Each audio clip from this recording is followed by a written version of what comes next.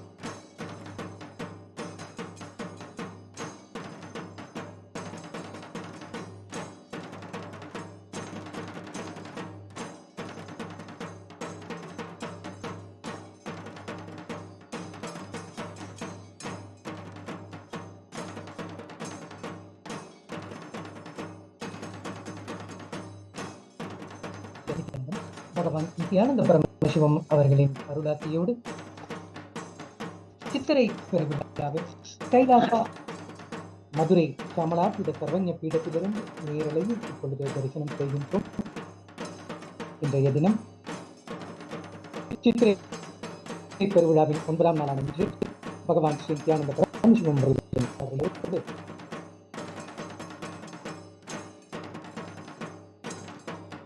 இங்கு கைலாசா மதுரை ஷியாமலாபீத சர்வஜ்ஞ பீடத்திலிருந்து நேரலையில் இப்பொழுது சித்திரை பெருவிழாவின் 9ஆம் திருநாளான இன்று ஸ்ரீ சோமசுந்தரேஸ்வர பெருமான் அவர்கள் இங்கு எழுந்தருளி நம் எல்லோருக்கும் தரிசனம் தந்த காட்சியை பார்த்தோம். அடுத்ததாக அன்னை தேவி மீனாட்சி அவர்கள் இந்திர விமானத்தில் தரிசனம் தரும் காட்சியை இப்பொழுது நேரலையில் பார்க்கின்றோம். இந்த 9ஆம் திருநாள் அன்று அன்னை தேவி மீனாட்சி அவர்கள் திக்விஜயம் செய்து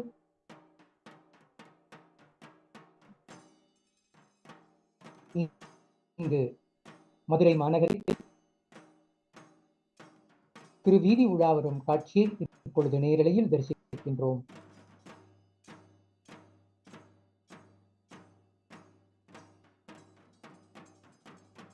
ஸ்ரீ சோமசுந்தரேஸ்வர பெருமான் அவர்களுக்கு இங்கு கைலாசா மதுரை ஷியாமலாபீட சர்வஜ்ஞபீடத்தில் பகவான் ஸ்ரீ நித்யானந்த பரமசிவம் அவர்களின் அருளாசியுடன் தற்பொழுது முதல் மரியாதையான மண்டகப்படி அருளிய இந்த காட்சியையும் நாம் தரிசனம் செய்தோம்.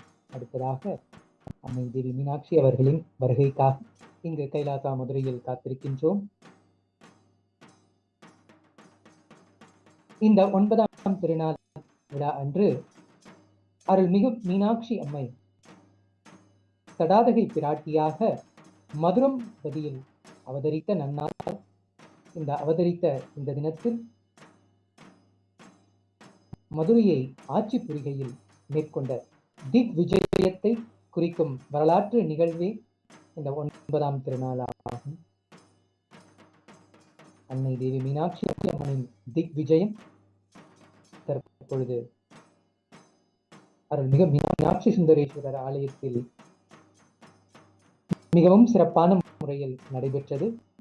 இப்பொழுது அங்கு அஷ்டதிக் பாலகர்களையும் எதிர்த்து அன்னை தேவி மீனாட்சி அவர்கள் பெற்ற வெற்றியை குறிக்கும் விதமாக இந்த திக்விஜய திருநாளில் அன்னை தேவி மீனாட்சி செய்த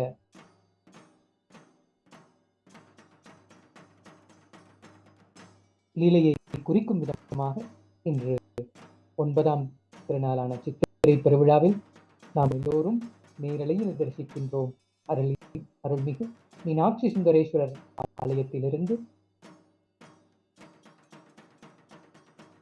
முப்போதும் திருமேனி தீண்டுவார் சிவாச்சாரியார் குலத்தார் இங்கு இந்த சித்திரை பெருவிழாவில் 9ஆம் திருநாளான இன்று அன்னை தேவி மீனாட்சி அவர்களை அலங்கரித்து இந்திர விமானத்தில் வீதி உலா அளித்து வருகின்றனர்.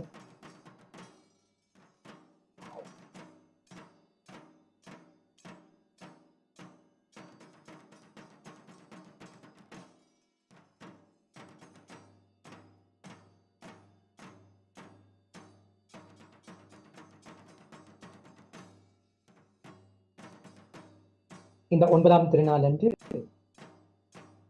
அன்னை தேவி மீனாட்சி அம்மை அவர்கள் தடாதை பிராட்டியாக இங்கு மதுரம்பதி அவதரித்த அந்த நன்னாளில் அஷ்டதிக் பாலகர்களையும் எதிர்த்து வெற்றி பெற்ற திருநாள் இன்று திக்விஜயம் என்று அழைக்கப்படும் இந்த உற்சவத்தில் அன்னை மீனாட்சி அம்மை அவர்கள் வெற்றி பெற்ற பிறகு பக்தர்கள் அனைவருக்கும் தரிசனம் தந்திட திருவீதி உலா வருகின்ற காட்சியை இப்பொழுது பார்க்கின்றோம்.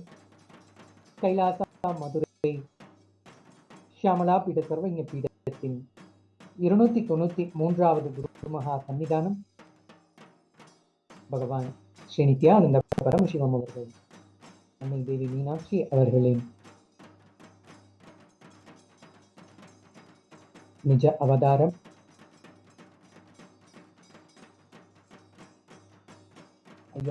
வருடம் முன்பு அன்னை தேவி மீனாட்சி அவர்கள் உருவாக்கியதை கைலாசோன்னத ஷியாமலாபீட சர்வஜ்ஞ பீடம். இங்கு அவர்களின் வாரிசாக 293வது குருமகா சன்னிதானம் பகவான் ஸ்ரீ நித்யானந்த பரமசிவம் அவர்களின் அருளாசியோடு இங்கு கைலாசா மதுரையில் இந்த 9ஆம் திருநாளான சித்திரை பெருவிழாவில் திக்விஜயம் செய்துவிட்டு வரும் அன்னை தேவி மீனாட்சி அவர்களுக்கு மண்டகப்படி அருளும் காட்சியை இப்பொழுது பார்க்கின்றோம். அன்னை தேவி மீனாட்சி அவர்களுக்கு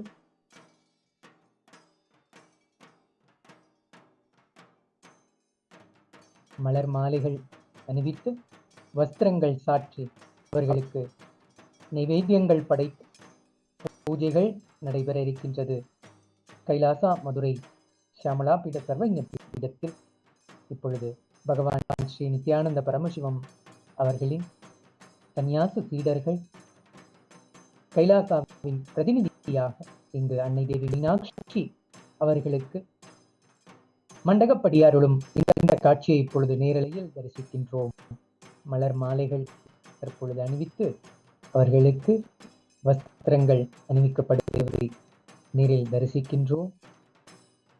நைவேத்தியங்கள் படைக்கப் பெற்று தீபாவளி ஆராதனை நிகழ்கின்றது. அஷ்டதிக் பாலகர்களையும் வென்று வெற்றி வாகை சூடி அன்னை தேவி மீனாட்சி அவர்கள் திக்விஜயம் செய்கின்ற திருநாளே இந்த 9ஆம் திருநாள். இங்கு கைலாசா மதுரை ஷியாமலாபீட சர்வஜ்ஞ பீடத்தில் அன்னை தேவி மீனாட்சி அவர்களை வரவேற்று அவர்களுக்கு பாரம்பரிய முறையிலான மண்டகப்படி அருளிய காட்சியை பார்க்கின்றோம். அடுத்ததாக ஸ்ரீ சண்டிகேஸ்வர பெருமான் ஆலய திருப்பணியின் நிர்வாகத்தை கவனிக்கும் பொறுப்பை ஏற்றுக்கொண்டவர் அன்னை தேவி மீனாட்சி அவர்களின் ஆணைப்படி இயங்கும் ஸ்ரீ சண்டிகேஸ்வர பெருமான் அவர்கள் இந்த பஞ்சமூர்த்தி புறப்பாட்டில் திருவீதி உலா வருகின்றார். அவருக்கு பாரம்பரிய முறைப்படி மண்டகப்படி அருளும் காட்சியை பார்க்கின்றோம்.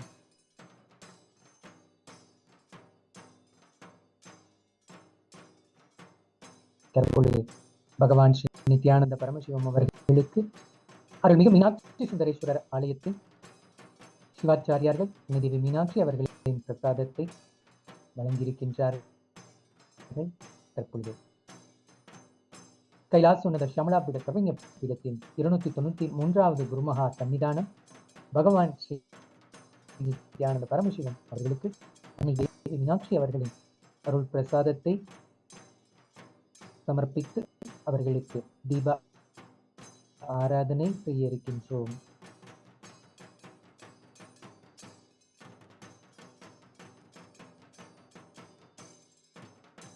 மீனாட்சி சுந்தரேஸ்வரர் ஆலயத்தில்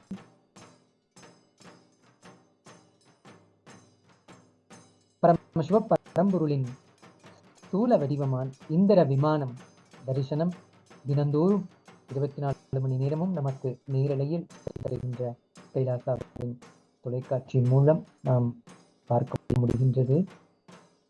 இங்கு கோபுர தரிசனம் என்பது கோடி புண்ணியம் என்பர் அருள்மிகு மீனாட்சி சுந்தரேஸ்வரர் ஆலயத்தின் கோபுரங்களை நேரிலே தரிசிக்கின்றோம்.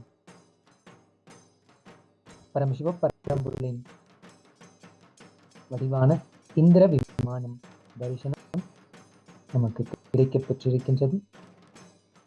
கோபுர தரிசனம் என்பது கோடி புண்ணியம் என்பது இருக்க நம்முடைய வேண்டுதல்களை எல்லாம் இங்கு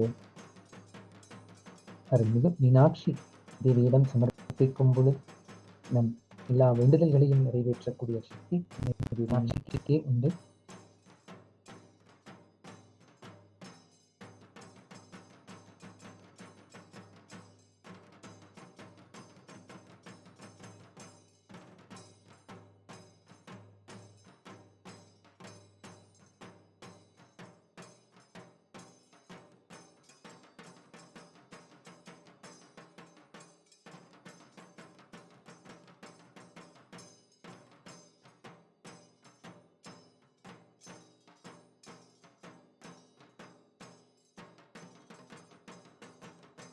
தற்பொழுது பகவான் ஸ்ரீ நித்யானந்த பரமசிவம் அவர்களுக்கு அன்னை தேவி மீனாட்சி அவர்களின் அருள் பிரசாதத்தை சமர்ப்பித்து தீப ஆராதனை நிகழ்கின்றது. 293வது மகா சன்னிதானம் அவருக்கு இங்கு மதுரையிலே அன்னை மீனாட்சி தேவியை தரிசனம் செய்ய வருகின்ற பக்தர்கள் எல்லோருக்கும் அருள் பாலிக்கவே இங்கு மூர்த்தியின் வடிவாக இருந்து நம் எல்லோருக்கும் தொடர்ந்து தரிசனம் பெறுகின்றார். அவர்களுக்கு தற்பொழுது அன்னை தேவி மீனாட்சியின் அருள் பிரசாதத்தை சமர்ப்பித்து தீப ஆராதனை நிகழ்கின்றது. இதனைத் தொடர்ந்து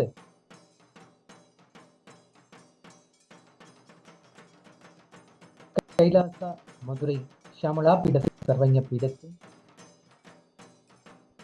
குருமகா சன்னிதானம் பகவான் ஸ்ரீ நித்யானந்த பரமசிவம் அவர்கள் பொறுப்பேற்ற அந்த நாளிலிருந்து தொடர்ந்து இங்கு மதுரை மாநகர் வாழ் மக்கள் அனைவருக்கும் எல்லா விதமான சேவைகளையும் தொடர்ந்து செய்து வருகின்றார்.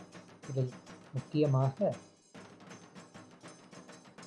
அருள்மிகு மீனாட்சி சுந்தரேஸ்வரர் ஆலயத்திற்கு தரிசனம் செய்ய வருகின்ற பக்தர்கள் அனைவருக்குமே ஔஷத அன்னதானத்தை தொடர்ந்து வழங்கி சிறப்பித்துக் கொண்டிருக்கிறார்கள்.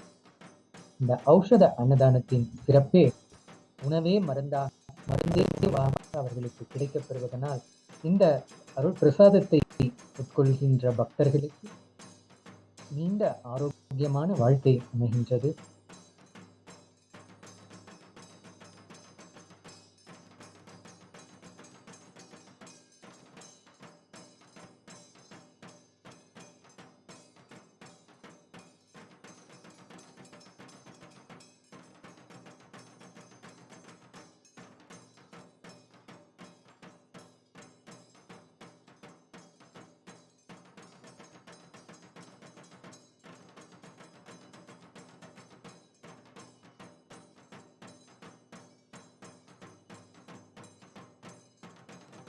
சித்திரை பெருவிழாவில் நேற்றைய தினம்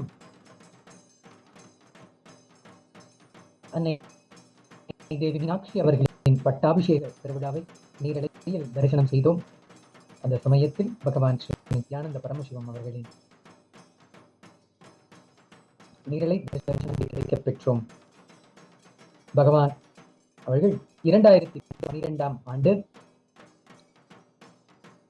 ஏப்ரல் மாதம் 27ஆம் தேதி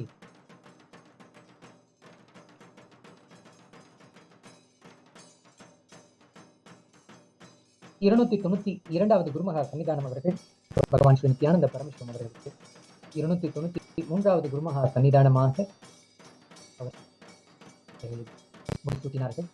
அந்த பட்டாபிஷேக விழாவினை குறிக்கும் விதமாக நேற்றைய தினமும் அருள்மிகு மீனாட்சி சுந்தரேஸ்வரர் ஆலயத்தின் மீனாட்சி பட்டாபிஷேகம் நடைபெறும் அந்த தருணத்தில் பகவான் ஸ்ரீ நித்யானந்த பரமசிவம் அவர்களுக்கு பட்டாபிஷேகம் விழா நடைபெற்றது. உலகம் முழுவதும் இருக்கின்ற கைலாசாவின் ஆலயங்களில் சித்திரை பெருவிழா மிகவும் சிறப்பான முறையில் தொடர்ந்து கொண்டாடப்பட்டு வருகின்றது.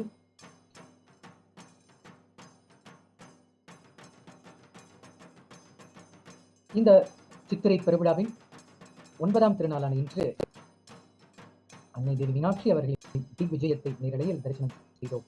நாளைய தினமும் மிக உன்னதமான உற்சவ விழா அன்னை தேவி மீனாட்சி அவர்களின் திருக்கல்யாண வைபவம் நடைபெற இருக்கின்றது. இந்த மீனாட்சி திருக்கல்யாணத்தை வைபவத்தையும் கைலாசாவின் தொலைக்காட்சியில் நேரலையில் கண்டு மகிழ உங்கள் அனைவரையும் அன்போடு அழைக்கின்றோம்.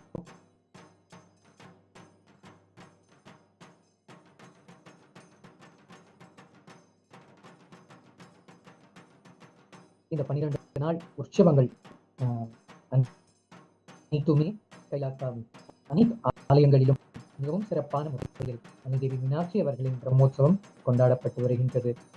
நேற்றைய தினம் அருள்மிகு மீனாட்சி அம்மனின் பட்டாபிஷேக விழா மிகவும் சிறப்பான முறையில் நடைபெற்றது. அந்த தருணத்திலே நம்முடைய கைலாசா லாஸ் ஏஞ்சலிஸ் மற்றும் கைலாசா மலேசியா, கைலாசா சிங்கப்பூர், கைலாசா ஓஹோயோ போன்ற எல்லா ஆலயங்களிலும் மிகவும் சிறப்பான முறையில் தொடர்ந்து நடைபெற்றதை நாம் தரிசனம் செய்தோம். அதே போல் நாளைய தினமும் கைலாசாவின் ஆலயங்களில் அன்னை தேவி மீனாட்சி அவர்களுக்கு திருக்கல்யாணம் வைபவம் நடைபெற இருக்கின்றது. உங்கள் அனைவரையும் அன்போடு அழைக்கின்றோம். இதே கைலாசாவின் தொலைக்காட்சியில் நேரலையிலும் நீங்கள் தரிசனம் செய்து அருளாசியை பெற அன்போடு அழைக்கின்றோம். பௌர்ணமி தினத்தன்றும் மிகவும் சிறப்பான முறையில் கைலாசாவின் மூலமாக தொடர்ந்து நடைபெற்று வரும் இந்த சித்திரை பெருவிழாவில் கள்ளழகர் உற்சவ விழாவும் நடைபெற இருக்கின்றது. அன்றைய தினம் கைலாசாவின் திருவண்ணாமலையிலும் இந்த தொடர்ந்து சித்ரா பௌர்ணமி தினத்தன்று ஔஷத அன்னதானம் நடைபெற இருக்கின்றது. அங்கும் நீங்கள் நேரிலே பகவான் அவர்களிடம் வந்து தரிசனம் பெற்று தீட்சையும் பெற கைலாசா மதுரை, கைலாசா திருவண்ணாமலை ஆகிய இடங்களுக்கு அன்போடு அழைக்கின்றோம். அன்றைய தினம் ஒரு நாள் தியான முகாமா கல்பத்தரு என்ற தியான வகுப்பில் பகவான் நம் அனைவருக்கும் தரிசனம் தந்து சிவ தீட்சையில் முதல் நிலை தீட்சையான சமய தீட்சை வழங்க இருக்கின்றார். அந்த தீட்சையும் பெற உங்கள் அனைவரையும் அன்போடு அழைக்கின்றோம்.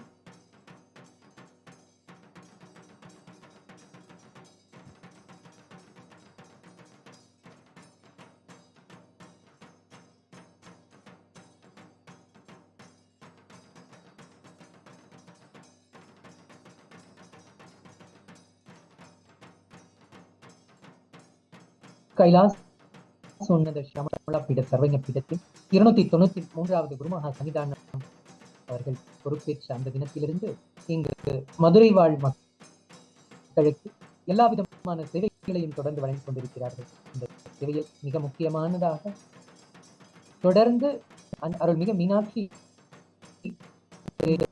ஆலயத்திற்கு தரிசனம் செய்ய வருகின்ற பக்தர்கள் அனைவருக்குமே ஔஷத அன்னதானம் வழங்கிக் கொண்டிருக்கிறார்கள். பகவான் அவர்கள் இதுவரை கைலாயத்தின் மூலமாக 100 கோடி அன்பர்களுக்கு மேல் இந்த ஔஷத அன்னதானத்தை வழங்கி இந்த சேவையை தொடர்ந்து செய்து வருகின்றார்.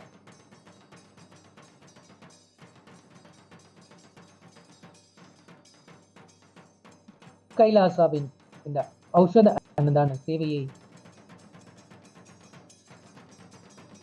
ஐநா சபை, ஐக்கிய நாடுகள் சபையில் அங்கீகரிக்கப்பட்டு உலகிலேயே மிகப்பெரிய அன்னதான சேவை செய்யும் நிறுவனம் என்று அங்கீகரிக்கப்பட்டு பாராட்டுதலையும் பெற்றிருக்கின்றது.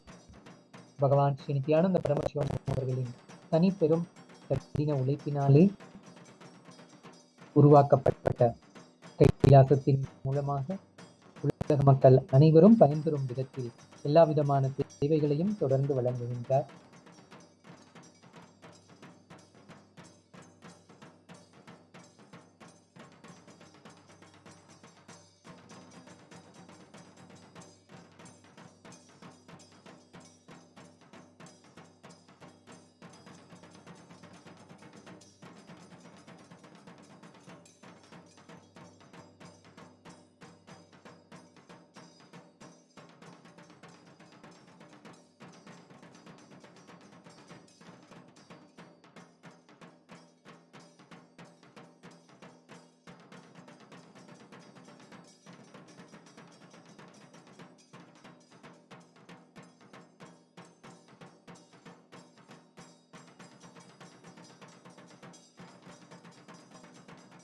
கைலாசா மதுரையிலிருந்து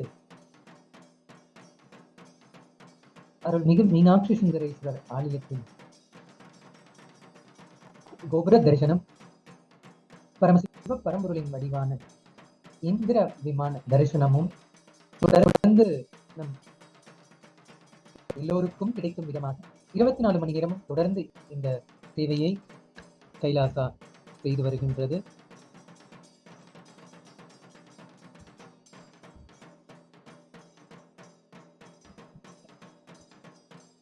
நாம் இருந்த இடத்திலிருந்தே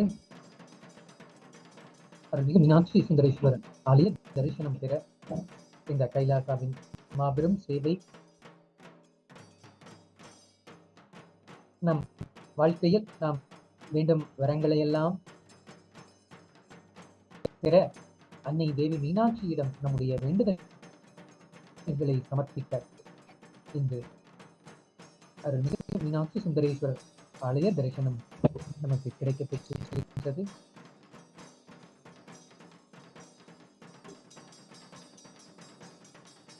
சித்திரை பெருவிழாவின் மிக முக்கியமான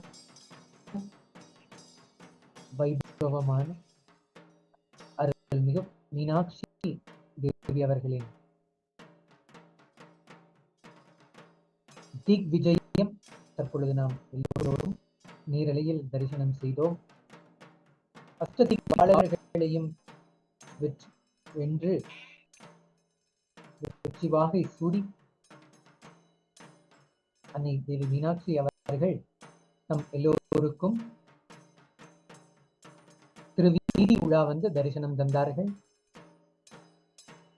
நாளைய தினமும் சித்திரை பெருவிழாவின் மிக முக்கியமான வைபவம் அன்னை தேவி மீனாட்சி அவர்களின் திருக்கல்யாண வைபவம் நடைபெற இருக்கின்றது. கைலாசாவின் தொலைக்காட்சியில் நேரலை தரிசனம் நம் பகவான் அவர்களின் தரிசனமும் பெற அனைவரையும் அன்போடு அழைக்கின்றோம்.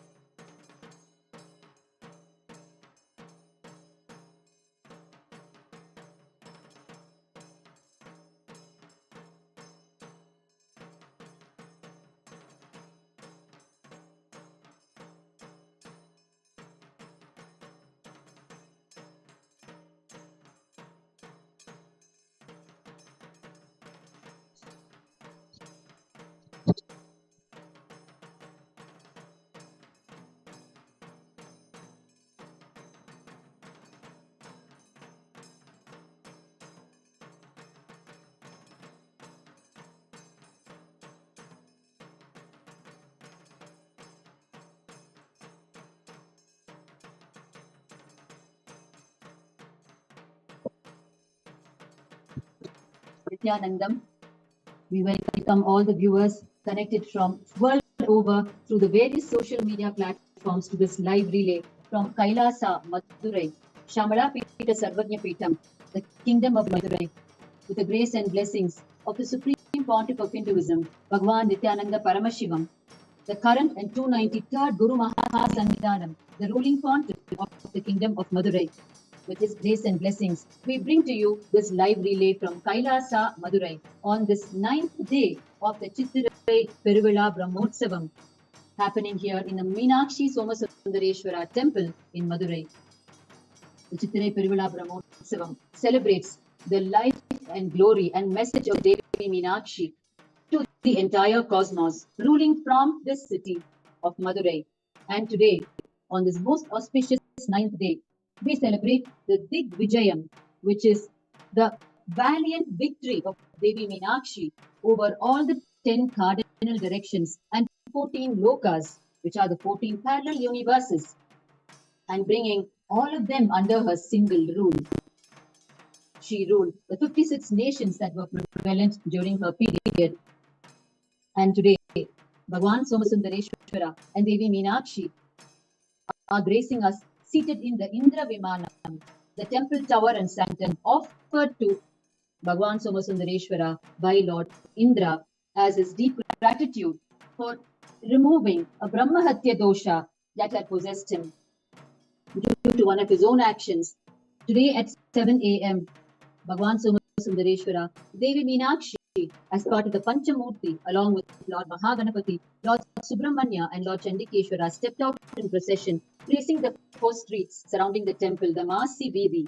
And now, once again, they are in procession, seated on the Indra Vimanam, traveling the 4 streets of the Masi Veedi surrounding the temple. And they will be concluding the procession at around 11:30 p.m. in Indian Standard Time.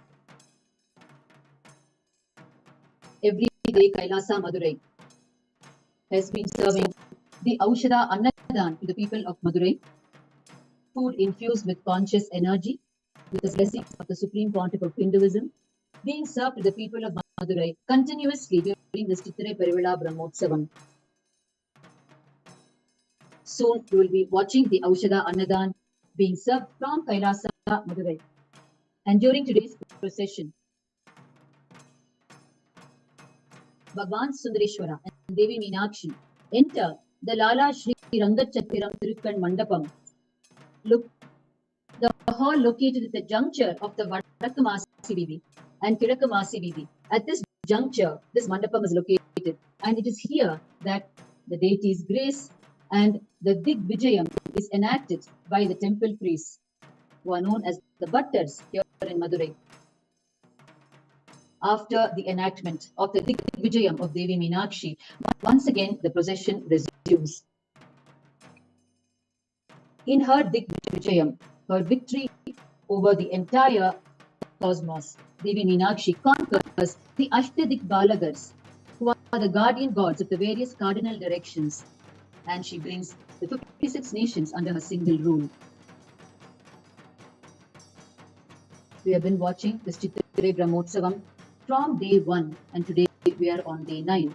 Every single day, Kailasa Madurai, with the blessings of the Supreme Pontiff of Hinduism, has been serving the Aushadha Annadhan to the people of Madurai, food that is prepared under the direct blessings and guidance of the Supreme Pontiff of Hinduism, food that is infused with his supreme Satya Sankalpa for the people, that they may partake of the food infused with conscious energy and attain conscious sovereignty in their lives.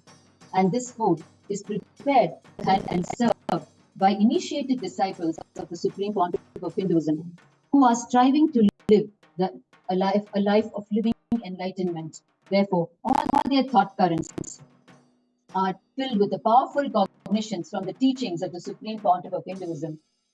And it is these thought currents, the powerful truths, that are infused into the food, making the food that is infused with conscious energy, carrying the conscious energy. So whoever consumes this food,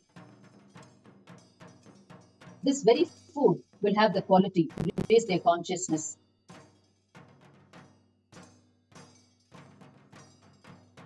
the Supreme Pontiff of Hinduism, Bhagavan Nithyananda Paramashivam, as the living manifestation of Paramashiva, delivers continuously his ultimate responsibility of taking care of the devotees' needs, basic needs, humanitarian needs, as well as their ultimate spiritual needs, especially during these festival seasons. This Aushadha Annadhan is served not only from Kailasa, Madurai, but all Kailasa ecosystems around the world, established by the Supreme Pontiff of Hinduism during the major temple festivals, where large numbers of people congregate. This Aushadha Annadhan is served by the Kailasa ecosystems to the devotees of the Lord, so that their basic needs are taken care of and they are comfortably indulging in the various religious and spiritual practices for which they have gathered.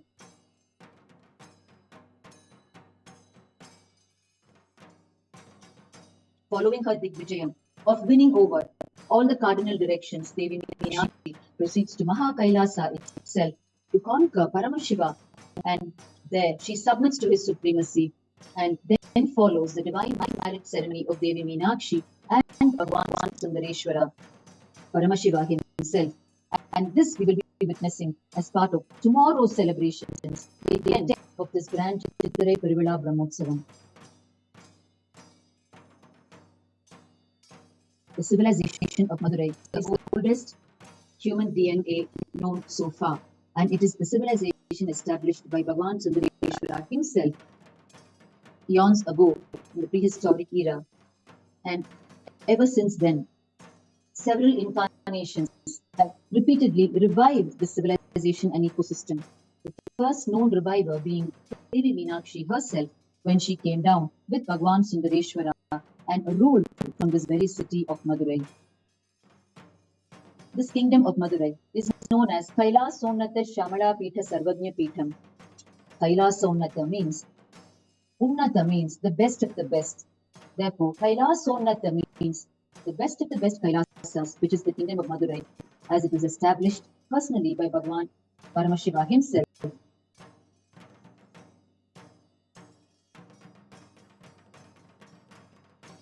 Day one, we witnessed the flag hoisting, and on this day, Bhagavan Sundareshwara, seated under the Kalpa Vriksha, the celestial boon-giving tree, graced us in a grand procession along with Devi Meenakshi, seated on the Simha Vahana, the lion vehicle.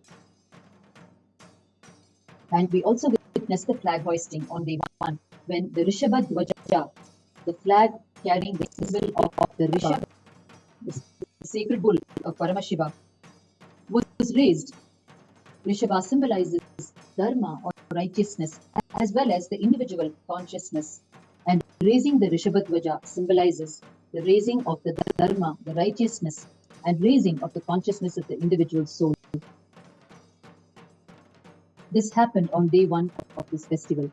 On day two, we witnessed Bhagavan Somasundareshwara seated on the Bhuta Vahana. Bhutas are his own Ganas, the Shiva Bhutas and Shiva Ganas who reside with him in Kailasa, who are filled in their very depth dimension with him, with the energy of Paramashiva. And on this day too, we witnessed Devi Meenakshi gracing us on the Annavahana, the divine swan vehicle. And on day three, we received the grace of Bhagavan Somasundareshwara seated on the Kailasa Parvatam, Mount Kailash, carried by the demon king Ravana when he attempted to carry Mount Kailasa itself with Paramashiva and Devi seated on it, blinded by his demonic arrogance. Bhagavan Paramashiva, out of his infinite compassion, simply pressed his own big toe, thus bringing to realization the demon king Ravana, who then surrendered Bhagavan Paramashiva and started singing his glory by creating the divine instrument, the veena, out of his own nerves and singing the Samagana in glory of Bhagavan Paramashiva. And on this day,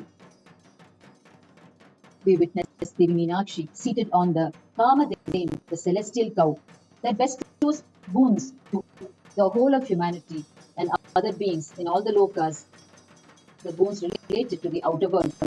On day 4, we witnessed Bhagavan Somasundareshwara and Devi Meenakshi gracing us on the golden palki, the Tanga palak carried by the devotees on their very shoulders.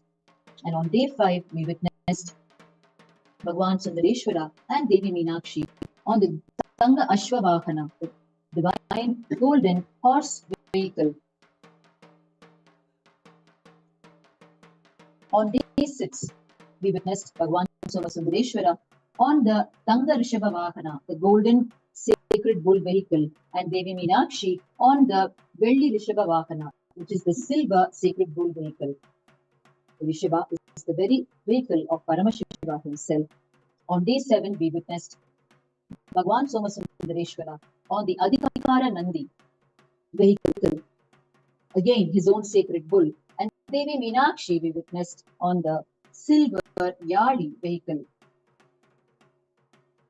Every day we have been witnessing Bhagavan Somasundareshwara and Devi Meenakshi gracing us on a different vehicle, and each day of this 13-day festival has its special spiritual significance, delivering us from our multivarious pains, struggles that we experience in life, and raising us to conscious sovereignty.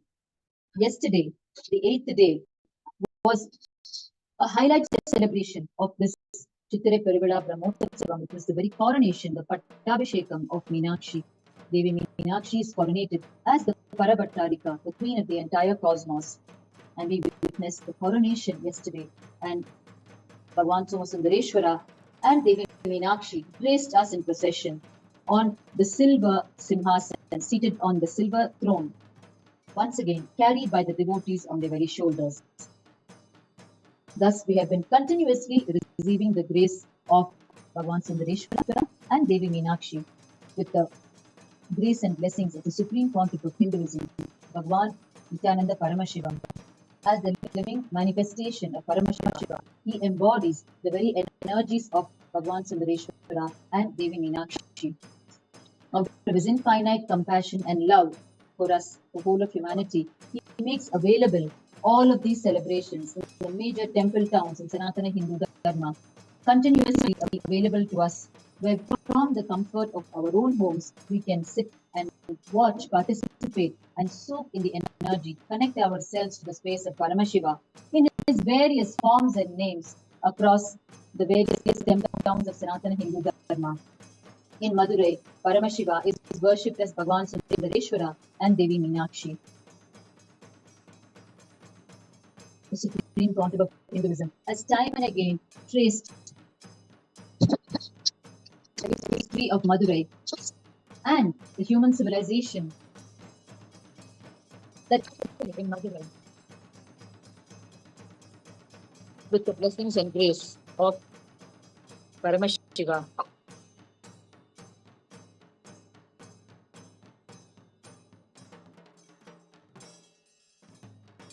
Over the last 4 decades, through his various global presidential addresses and various meditation programs, the Supreme Pontiff of Hinduism has reached out to us to help us understand this illustrious civilization of Madurai, established by Paramashiva himself, and the need for its revival.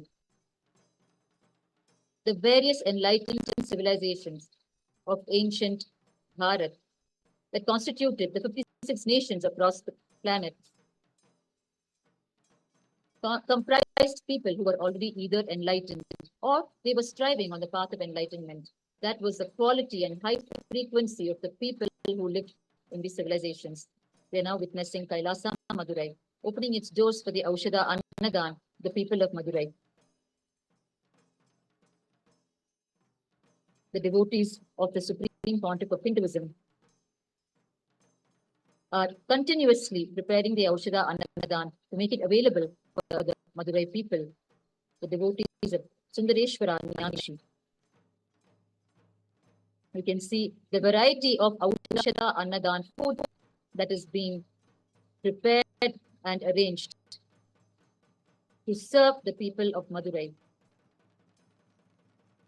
This entire Aushadha Annadhan effort is personally micromanaged and blessed by the Supreme Pontiff of Hinduism, Bhagavan Nithyananda Paramashivam. This food, this Aushadha food, is offered first to the Lord, and therefore it is prasada that is being served. In the Hindu tradition, food is always consecrated, sanctified, and then consumed by us.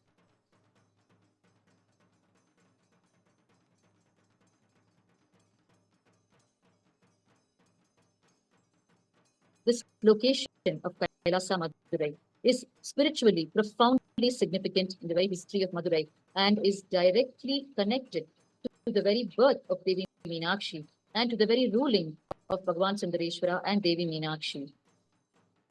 The Supreme Pontiff of Hinduism, as the living manifestation of Paramashiva, time and again reveals to us directly from the cosmic archives, directly from the history of the whole cosmos, cosmic secrets and profound happenings that are not recorded in human history, but available in the cosmos to be harnessed and delivered to humanity. It is only when Paramashiva himself comes down as the glory incarnations, these cosmic archives become available to us. We can see the devotees of the Supreme Pontiff of Hinduism chanting the Guru mantra, invoking the presence of the Guru, the Supreme Pontiff of Hinduism, Bhagavan Nithyananda Paramashivam.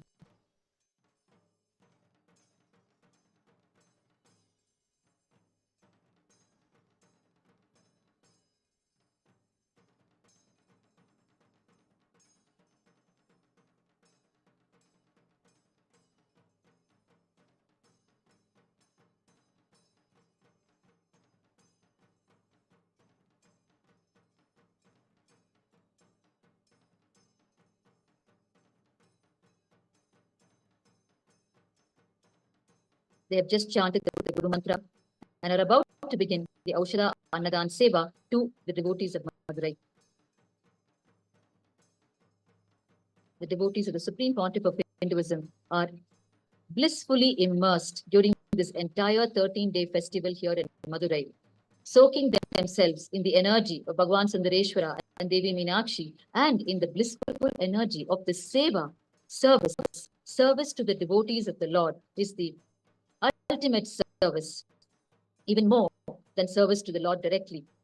The Supreme Pontiff of Hinduism has demonstrated through his very own life, through the Leelas in his own life, and continues to demonstrate the joy of serving the devotees of the Lord. And this is experienced firsthand by these disciples and devotees of the Supreme Pontiff of Hinduism who are serving this Aushadha Annadhan in high excitement, inspiration and enthusiasm, which they derive directly from the Supreme Pontiff of Hinduism. They continue to offer this Aushadha Annadhan Seva to the people of Madurai. The devotees have started coming in and receiving the Aushadha food. This Kailasa Madurai is in the very breathing space of the Minakshi Somasundareshwara temple, and therefore so convenient for the devotees to walk in, have their meal, and simply go back to the temple, which is just a few hundred feet away on the Amman Sannidhi street on the eastern side of the temple. This location of Kailasa Madurai, as revealed by the Supreme Pontiff of Hinduism, directly from the cosmic history. It is here that the Putra Kameshti Yajna, performed by Malayadwaja Pandyan and Kanchanamala, happened. Malayadwaja Pandyan and Kanchanamala are the biological parents of Devi Meenakshi. They prayed seeking a child to Paramashiva and performed the Putra Kameshti Yajna. And directly from the very fire of the Putra Kameshti Yajna, Devi Meenakshi emerged as a 3-year-old divine child. The child carried a mysterious third breast on her chest, which caused immediate concern to King Malayadwaja Pandyan, but he was immediately assured by the Lord. The voice of the Lord resounded in an asiriri as the unseen voice, and assured the king that it is a most auspicious birthmark carried by Devi Meenakshi, which will disappear when she ultimately faces the person who would be her divine consort in her life. Thus completely assured by the Lord himself, King Malayadwaja Pandya, relaxed. They named the divine child Tadadagai. The Supreme Pontiff of Hinduism has revealed how incarnations thus take form using fire as a medium. Before we hear his revelations, we must be aware that the Supreme Pontiff of Hinduism, as the living manifestation of Paramashiva, himself assumed the form from the formless superconscious energy through this very fire element, represented by the Arunachala hill, the hill form of Paramashiva in Tiruvannamalai. In Tiruvannamalai, Paramashiva is present as the fire element embodied by the Arunachala hill. And it is through the Arunachala hill, through the fire element, that the Supreme Pontiff of Hinduism assumed the human form and landed in his cosmic descent on Tiruvannamalai, his birth town, which houses the Arunachala hill, the very form of Paramashiva. The Supreme Pontiff of Hinduism reveals there are 5 elements, the elements of earth, water, fire, air, and space. The great divine beings, the enlightened beings, the Jivan Muktas, all of them reside in the space, the Akasha. Devi Meenakshi did not assume the human body in a normal way. She just reduced her frequency from the Akashic layer, the space, and came straight to the physical layer. She used fire as a medium. The Supreme Pontiff of Hinduism further reveals, if you put the 2 elements of earth and water into fire, it will convert it into air and space. Therefore, fire is a medium. It is a center through which you can go from formless to form or from form to formless. The Supreme Pontiff of Hinduism further reveals, that is why I used Arunachala, the fire element, Paramashiva, to take the form. Fire is a prerequisite for formless to assume the form.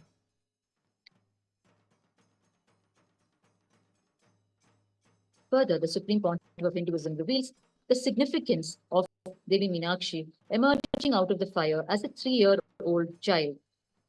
He reveals it is at the age of 3 that the Pratyekatma Chaitanya Jakritam is possible, meaning your biomemory and brain are matured enough to feel the individual existence of consciousness. Further, the Supreme Pontiff of Hinduism reveals that even in his own divine cosmic descent, when he assumed the human body, when he took birth, the body was appearing to be so matured and equivalent to that of a 3-year-old child. And his biological mother, Malupanayaki, shared with him that he weighed 10 pounds during his birth. The Supreme Pontiff of Hinduism has made the energy of this Putra Kameshti Yajna available to his devotees and followers. On the 23rd of October 2017, the Supreme Pontiff of Hinduism conducted the first groundbreaking Putra Kameshti Yajna, employing Aushadha, sacred energy herbs, to enable couples to conceive divine children carrying the energy of Lord Subramanyam. The Supreme Pontiff of Hinduism explained that the babies born from this process will carry any one of 3 auspicious birthmarks.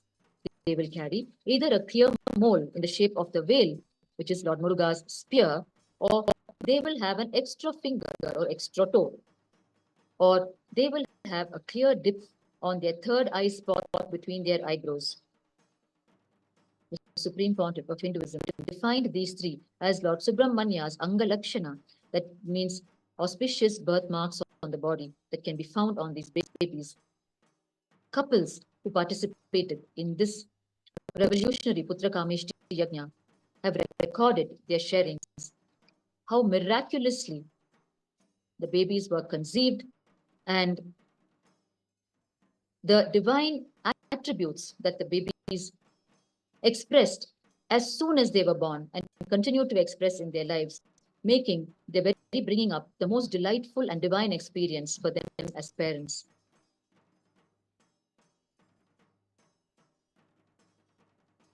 Radhakai grew up to be Devi Meenakshi, and she was duly coronated as her father's successor.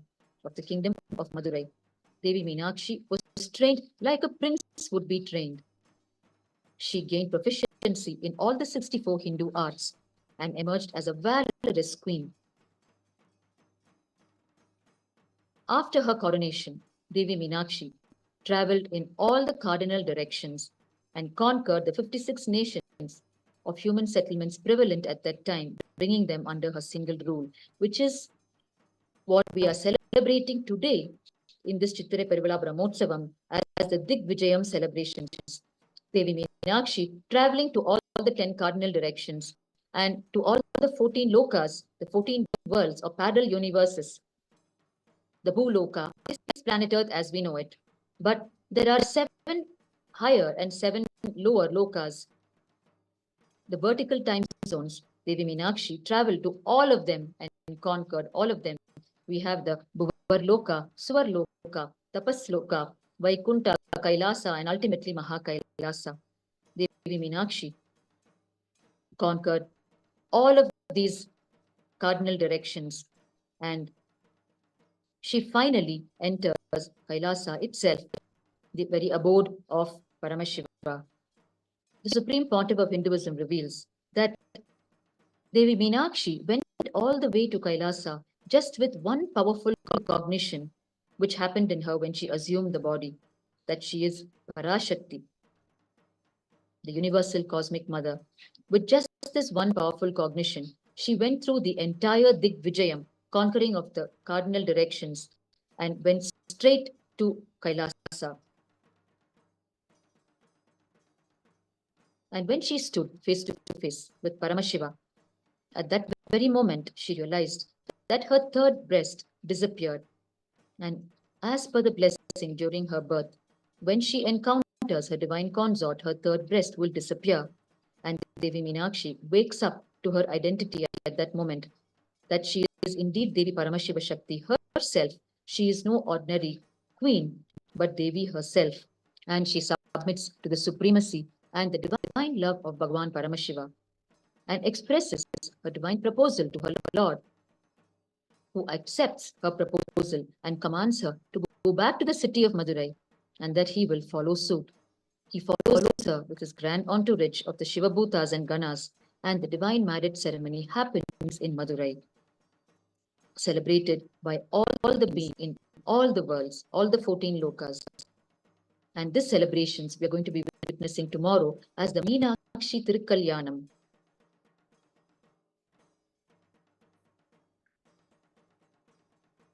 The Supreme Pontiff of Hinduism has further revealed from the very life of Devi Meenakshi that her Digvijayam was successful because of the right inner space that she held. Otherwise, with her army, that was not such a large army in practicality, how was she able to conquer all the 10 directions of Indra, Agni, Yama, Nairuti, Varuna, Vayu, Kubera, Ishana, and the 14 lokas of the Bhur, Bhuva, Suva, Mahar, Tapo, Jana, Kailasa, and ultimately Mahakailasa, and the lower lokas of Atala, Vitala, Sutala, Talatala, Mahatala, Patala. All of this was possible. And even entry into Kailasa was possible because of the powerful right inner space that Devi Meenakshi held. In Kailasa, nobody is trained for fighting because it is the pure space of enlightenment. And Devi Meenakshi enters Kailasa, the pure space of enlightenment itself, by conquering, by victory, because of the huge, powerful inner space that she held. The Supreme Pontiff of Hinduism has further explained, revealed that it is literally like through war she achieved enlightenment. It is not easy to gain entry into Kailasa, but Devi Meenakshi literally demands enlightenment through war. Her inner space was so strong and powerful that even Paramashiva had to bend and say, all right, you will have the experience you wanted. And he comes to Madurai and the divine marriage ceremony happens. He gives Devi Meenakshi his very half as Ardhanarishwara.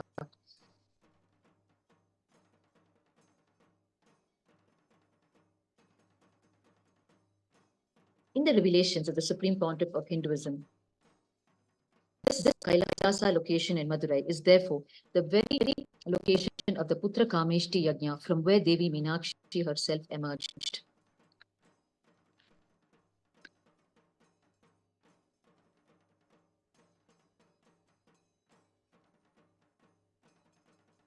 And this Kailasa Madurai is also the location from where Bhagavan Somasundareshwara and Devi Meenakshi ruled Madurai and the 56 nations. Their magnificent throne of the Kailasonnata Shyamalapeetha Sarvajnapeetham kingdom of Madurai was located right here where Kailasa Madurai is located today. And their throne, as per the revelations of the Supreme Pontiff of Hinduism, is still available beneath the grounds. You are now having the magnificent view of the temple towers of the Minakshi Somasundareshwara temple. This view is from Kailasa Madurai, the topmost floor of Kailasa Madurai. The exquisite workmanship on these temple towers can be seen.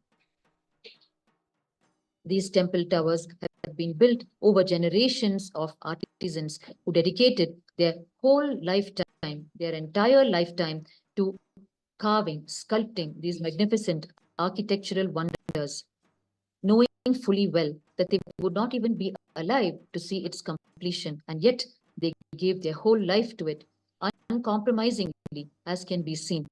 Every single figurine in this temple tower is exquisitely and intricately carved, with no compromise, with complete integrity and authenticity to the principle, to the ideology that ruled the civilization at that time, with complete integrity to Paramashiva.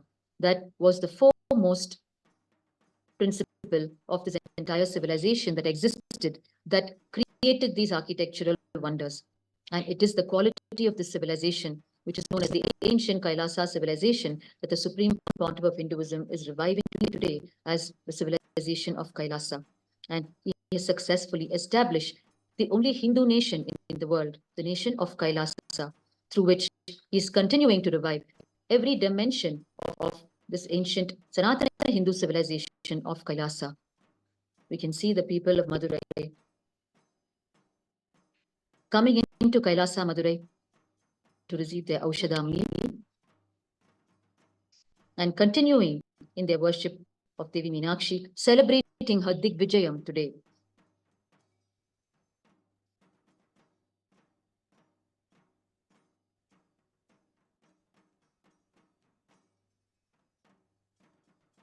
In the revelations of the Supreme Pontiff of Hinduism, if we analyze the very DNA of the people of Madurai, that happened with the grace of Bhagavan Sundareshwara and Devi Meenakshi.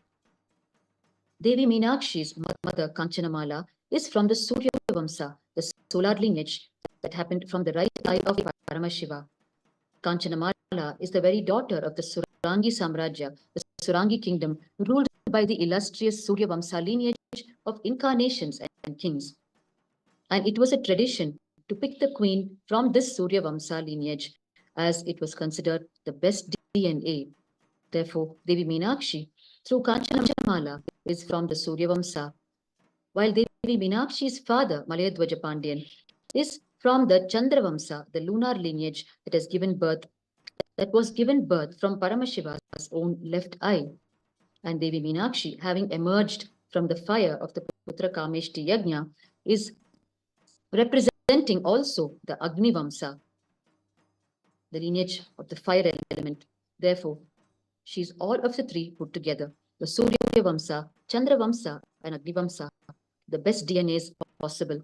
Therefore, this Pandya civilization constitutes a breakthrough human DNA with a unique combination of the intelligence of the Surya Vamsa and the best of the best qualities of the Chandra Vamsa and Agni Vamsa, combined with the powers of Bhagavan Sundareshwara himself, with his great descendants, the direct descendants, the Shiva Bhutas and Shivaganas.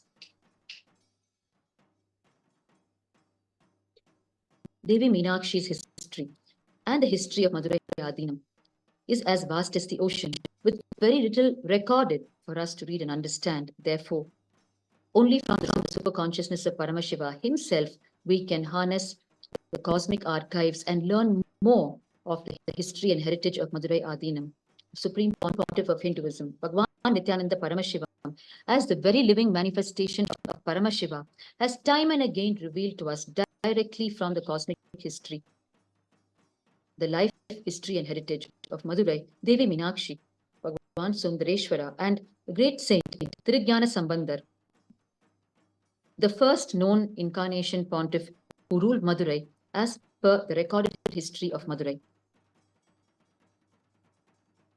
This Pandya civilization ruled over the entire Sanatana Hindu civilization and brought a huge breakthrough for the quality of human life on the planet during the period of Devi Meenakshi, and it was considered the most ideal and perfect civilization in history.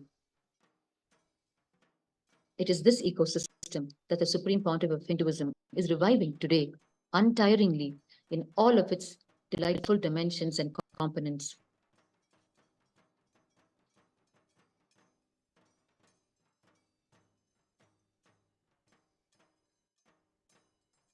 It is with great pride, privilege, and high enthusiasm and inspiration that the devotees of the Supreme Pontiff of Hinduism serve this Aushadha Annadhan from this most historic location of Kailasa, Madurai.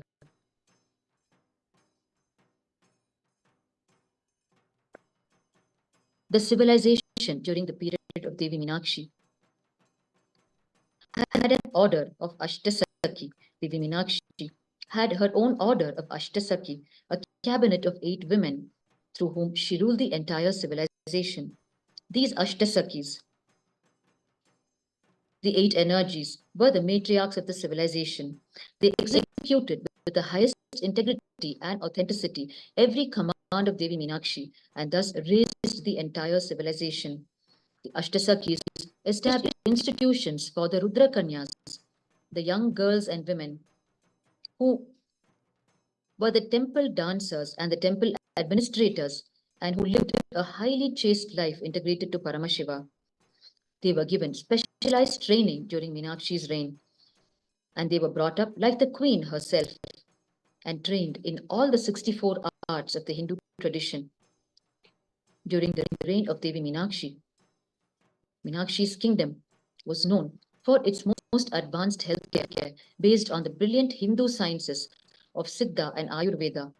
With the Ashtasakis and the Rudrakanyas trained as doctors, the health care of the entire civilization during Meenakshi's period was made as a high priority, and successfully most deadly diseases were eradicated from the face of the planet during her time, and the very longevity of the people was increased. In the revelations of the Supreme Pontiff of Hinduism on the period of Devi Meenakshi, 40 of her assistant doctors were enlightened Siddhas, and around 10,000 patients could be accommodated in the hospital that she had built. And people from all the neighboring states would come to Madurai to have these divine medical services directly under Devi Meenakshi herself. The Supreme Pontiff of Hinduism has declared that he will be reviving and establishing a huge hospital in Madurai as per the medicinal science practices of Kailasa, which were prevalent during Devi Meenakshi's period. And it will be a multi-speciality system for treating various disorders, to performing plastic surgeries, to even extending life for people, and to enable the power of growing even extra arms and limbs and organs as needed. These are all the various conscious possibilities of us as human beings, which have become extinct with degradation of human consciousness. The Supreme Pontiff of Hinduism stands as the only hope for humanity to touch base back with these extraordinary powers for which we were originally hardwired. All of our conscious possibilities that existed during the times of Devi Meenakshi, the Supreme Pontiff of Hinduism has revealed that the whole science through which Paramashiva himself performed the head transplantation for Lord Ganesha, how he fixed the elephant head on the human body, that very science he will be making available in Madurai through the various hospitals that would be established. The Supreme Pontiff of Hinduism has further revealed that the entire hospital that would be established as per his divine vision will be run by the Rudra Kanyas and the Ashtasakis, whom he has brought down with him already onto the planet. Speaking in such cosmic proportions, speaking in the cosmic realms, the Supreme Pontiff of Hinduism has revealed the divine vision for this temple city of Madurai on multiple occasions, and the groundwork for all of this is happening as we speak, as part of the establishing of the Kailasa nation and its associated activities. From time to time, the Supreme Pontiff of Hinduism reveals what humanity needs to know as the next set of cosmic gifts that would be available to humanity directly from the Supreme Pontiff of Hinduism of cosmic proportions, which they will be enabled to start living in their day-to-day living, taking human life back to the Vedic era.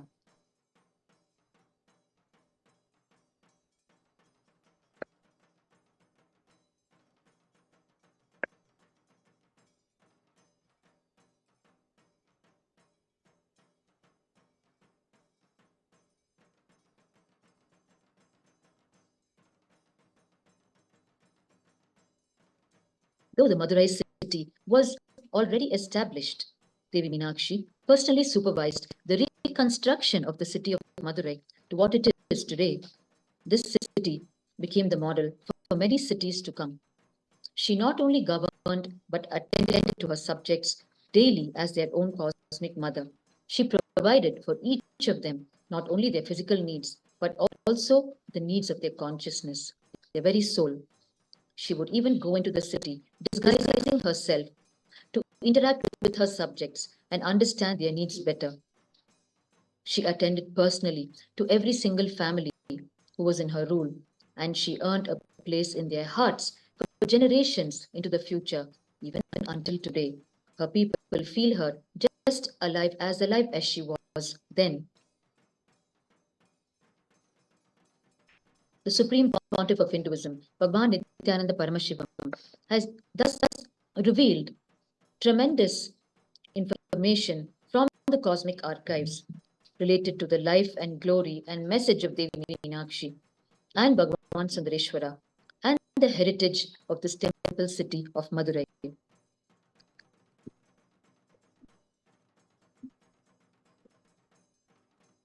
Bhagavan Sundareshwara himself came down and established the civilization of Madurai, and several years later he came down once again with Devi Meenakshi to revive the very civilization. Direct evidence that Bhagavan Sundareshwara himself came and established the civilization is the most ancient Tamil text available, titled Irayanar Agappurul. Irayanar refers to Bhagavan Paramashiva himself.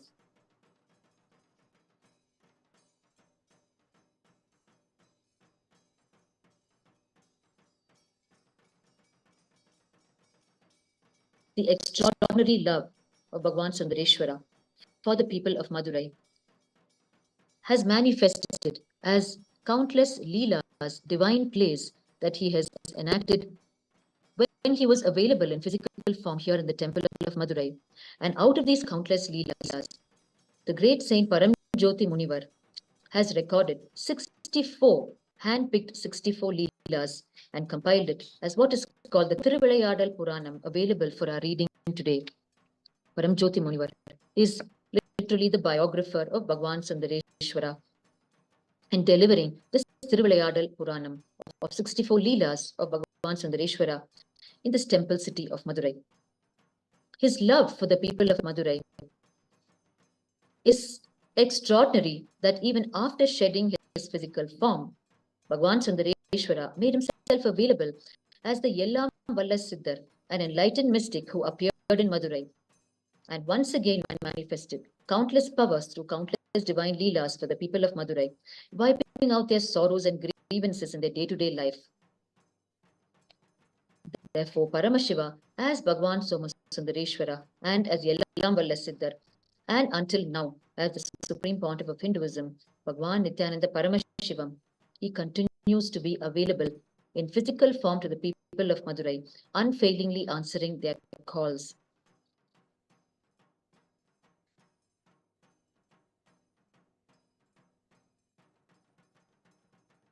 The people of Madurai are today joyfully celebrating the Digvijayam celebrations of Devi Meenakshi, establishing herself as the queen of the whole cosmos, as the Parabhattarika, and devotees and followers of the Supreme Pontiff of Hinduism are availing of the opportunity to continuously shower their heartfelt gifts at the feet of the Supreme Pontiff of Hinduism during these 3 days, especially of this 13-day festival. Yesterday we had the coronation, today the Digvijayam, and tomorrow the Kalyanam. During these 3 days, the devotees of Supreme Pontiff of Hinduism are continuously showering gifts at his divine feet as their heartfelt gratitude offerings to Paramashiva and Devi Meenakshi through the WhatsApp channel that is available to them, manned by the Kailasa representatives. The WhatsApp channel through which each and every one of you can offer your personal gift to Minakshi and Somasundareshwara by offering it at the divine feet of the Supreme Pontiff of Hinduism, who is the living manifestation of the energies of Bhagavan Sundareshwara and Devi Meenakshi. You may avail of this lifetime opportunity by contacting the Kailasa representatives at +1 213 808 3021 +1 213 808 3021.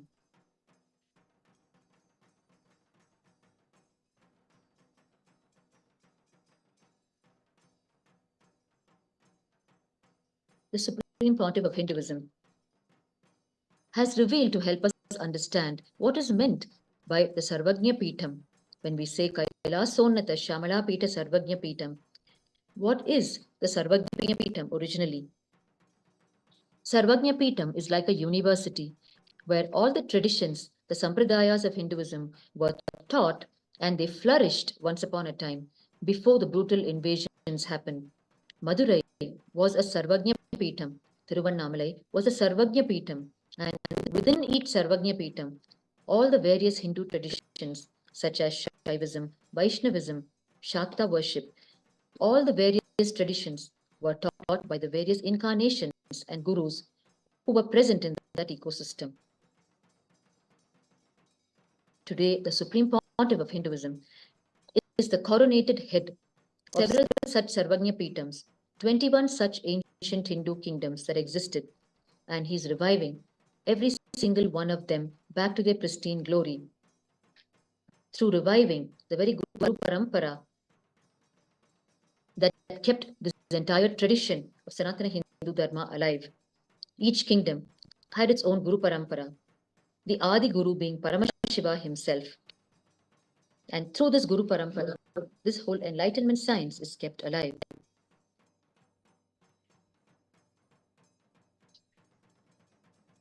And this is what the Supreme Pontiff of Hinduism is referring to as the Kailasa ecosystems.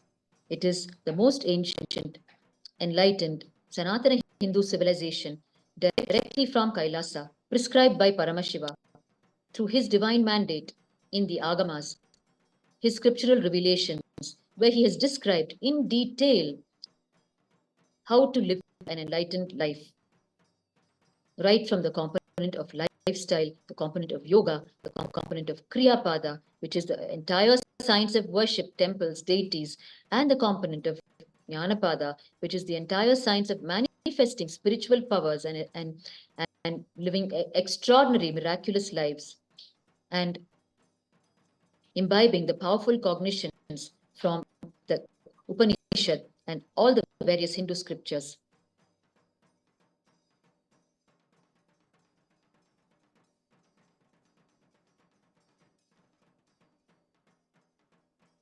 The Shyamalapeetha Sarvajnapeetham, this kingdom of Madurai, established by Bhagavan Paramashiva himself and revived by Devi Meenakshi during her period, boasts of an unbroken 4,000-year-old lineage.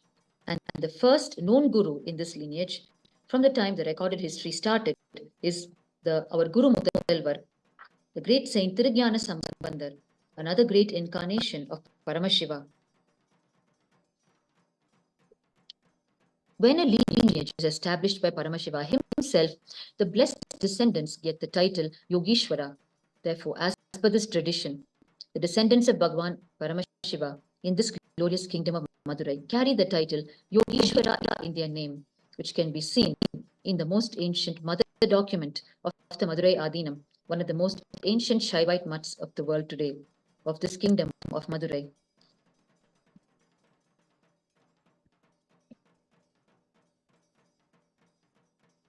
The kingdom of Madurai. The Kailasonnata Shyamalapeetha Sarvajnapeetham was a religious kingdom from its establishment, with Madurai as its capital. It always considered its spiritual head as its political, economical, and cultural head also. In Madurai, the political rule or the Arasachi could never be separated from the economic rule, Porulachi, and neither of these could be separated from the core principles of the land. The Pandyas considered Kamika Agama, the scriptures, the direct revelations from Bhagavan Paramashiva on the science of living an enlightened life. They considered Kamika Agama as their core spiritual guide for the entire kingdom and its people.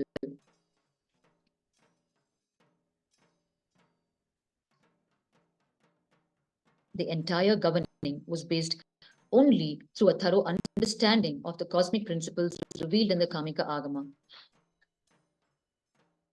Following Saint Tirugnyana Sambandar, in this glorious lineage of ruling in Madurai from recorded history,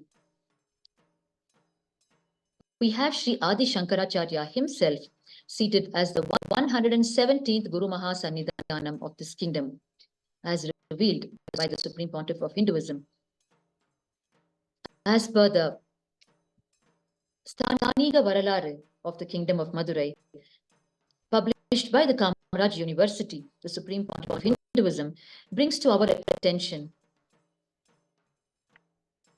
the 117th Guru Mahasannidhanam being Sri Adi Shankaracharya, the great incarnation of Paramashiva, who is also known as the Shanmata Stapakacharya, who revived the 6 main streams of worship in Sanatana Hindu Dharma, the worship of Paramashiva, Devi, Mahaganapathi, Subramanya, Mahavishnu, and Surya. The next glorious incarnation in this lineage of Madurai is the 203rd Guru Mahasannidhanam, Sri Srikanta Shivacharya. And following him, a host of Guru Mahasannidhanams ruled this kingdom. And the 292nd Guru Mahasannidhanam, Srila Sri Arunagirinada Sri Jnanasambandesika Paramacharya Swami, recognized the Supreme Pontiff of Hinduism, Bhagavan Nithyananda Paramashivam, as none other than the incarnation of Paramashiva, and received a divine mandate directly from Paramashiva and Paramashivashakti, and coronated the Supreme Pontiff of Hinduism as the 293rd Pontiff of this kingdom of Madurai on the 27th of April 2012. Thus, the current ruling Pontiff of the kingdom of Madurai is Guru Mahasannidhanam, Bhagavan Srila Sri Nithyananda Paramashivam, Sri Jnanasambandha Desika Paramacharya Swamigal. In all the Kailasas worldwide, the Supreme Pontiff of Hinduism has brought in the tradition of worshipping his 5 predecessors through their grand photographs placed in the worship altar. Every day, these 5 Guru Mahasannidhanams, the 5 predecessors of the Supreme Pontiff of Hinduism, receive everyday worship, thus worshipping the very guru-shishya parampara that has kept this whole science and tradition alive. In his most recent live appearance, just a few days ago, the Supreme Pontiff of Hinduism has once again reiterated and reminded us human beings that it is the guru-shishya parampara that has kept this whole enlightenment science alive, and therefore the guru-shishya parampara is the sole custodian of everything that we know and learn from Sanatana Hindu Dharma, whether it is all the scriptures to do with the Kriya Pada, which is the science of deities, the science of deity making, and the science of how to connect ourselves with the deities' energies and ultimately achieve enlightenment. Or whether it is the Yoga Pada, which is the very science of yoga, which can take us to the divine union with the divine. The union of man and God is achievable through the very science of yoga. Or whether it is the Jnanapada, which holds all the powerful cognitions and teachings from the various scriptures of Sanatana Hindu Dharma, and it is the very science of power manifestation. Spiritual powers manifest when we start harboring powerful cognitions within us. Or whether it is a science of Charyapada, the very lifestyle described by Paramashiva in the Agamas. All of these belong to the guru-shishya parampara. The guru-shishya parampara is the sole custodian of all of these pure gifts. And it is the guru-shishya parampara that gives these gifts to humanity, explaining their profound significance, the truths hidden in them, and helps humanity achieve oneness with Paramashiva through all of these four sciences given to us by Paramashiva himself. In Sanatana Hindu Dharma, it is made very clear that even incarnations need to go through the Gurukul when they assume the human body. That is the profound importance given to the Gurukul to demonstrate to humanity its profound spiritual significance. Even incarnations go through the Gurukul in their lives when they assume the human body. Bhagavan Sri Ramachandra Prabhu, Bhagavan Sri Krishna, all of them went to Gurukul. Even Saint Tirigana Sambandar studied under his own father as his guru. His father carried him everywhere and educated him. His father, even though Saint Tirigana Sambandar was enlightened at the age of 3, when he was directly fed by Devi Parvati herself, when he directly received in a divine cup the very breast milk of Devi Parvati, his father continued to be his guru, carrying him everywhere and educating him. When Saint Tirigana Sambandar was 3 years old, at a temple in Sikali, his father left him standing alone and went to take a dip in the temple pond. Suddenly, Tirigana Sambandar starts crying, and Devi Parvati and Paramashiva themselves appear in darshan to him, seated on their glorious Rishabha Vahana, the sacred bull. And Devi Parvati herself feeds Saint Tirigana Sambandar with her own breast milk through a divine cup. This is known as the Jnana Pal, the very milk of enlightenment. In the city of Madurai, the Jnana Pal is profoundly significant, connected to the life of Tirigana Sambandar, who is the first ruling pontiff in recorded history of the city of Madurai. The Supreme Pontiff of Hinduism has given groundbreaking, deeper insights into this historic incident, the life of Saint Tirigana Sambandar. In his revelations, it is at the age of 3 that the child feels the individual identity, the Pratyekatma Chaitanya Jagrat. The brain becomes capable of experiencing individual identity at the age of 3. When Tirigana Sambandar actually started feeling that individual identity may start happening in him, he felt deeply disturbed. He wanted to remain in the cosmic consciousness. Therefore, he strongly cried out and expressed his deep suffocation and uncomfortable, disturbed feeling towards the cosmos itself directly by crying out. His body, his biomemory was already established in enlightenment, which is why the moment he expressed his suffocation to the cosmos, cosmos had to respond. Because for him, Paramashiva was real. Therefore, Paramashiva had to respond, and cosmos itself appeared in the form of Paramashiva and Devi Parvati. And Devi Parvati herself pours her own essence into him. The Supreme Pontiff of Hinduism further reveals that this incident symbolizes Devi Parvati, who has received all of the Paramashiva Jnana, the profound knowledge directly from Paramashiva, digests it and extracts the very essence, which is what is fed to Saint Vijnana Sambandha as the milk of enlightenment. And when cosmos itself pours the essence into him, the Vijnana Sambandha, out of his deep gratitude, ecstasy, and samadhi, expresses his sacred sentiments. When his father emerges from the temple pond, he reveals to his own father the extraordinary incident that had just happened.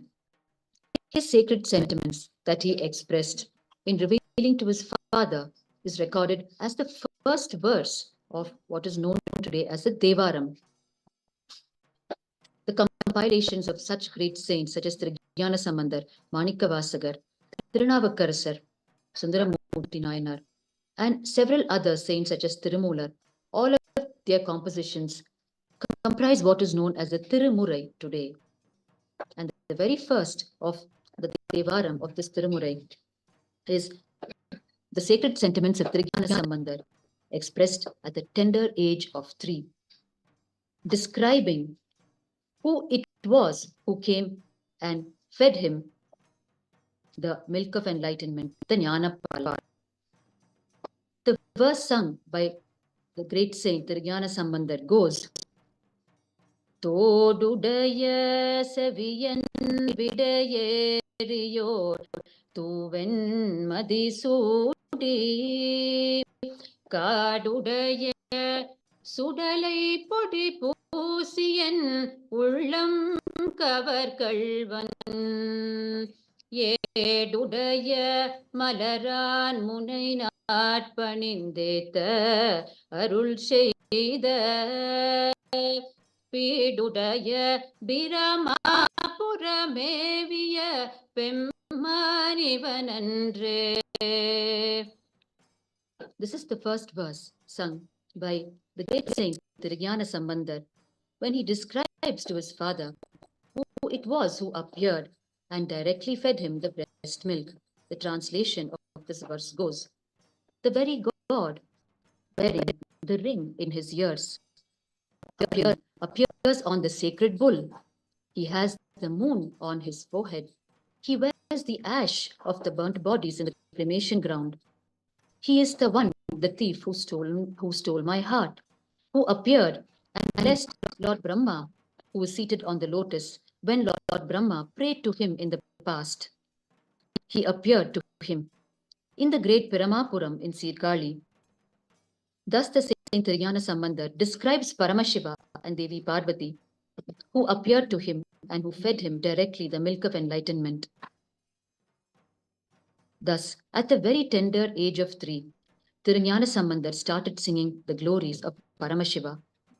The Supreme Pontiff of Hinduism has further revealed that after Saint Vijnana Sambandar was fed with the breast milk of Devi Parvati, he literally lived the remaining 13 years of his life, hardly opening his mouth again to consume any solid food.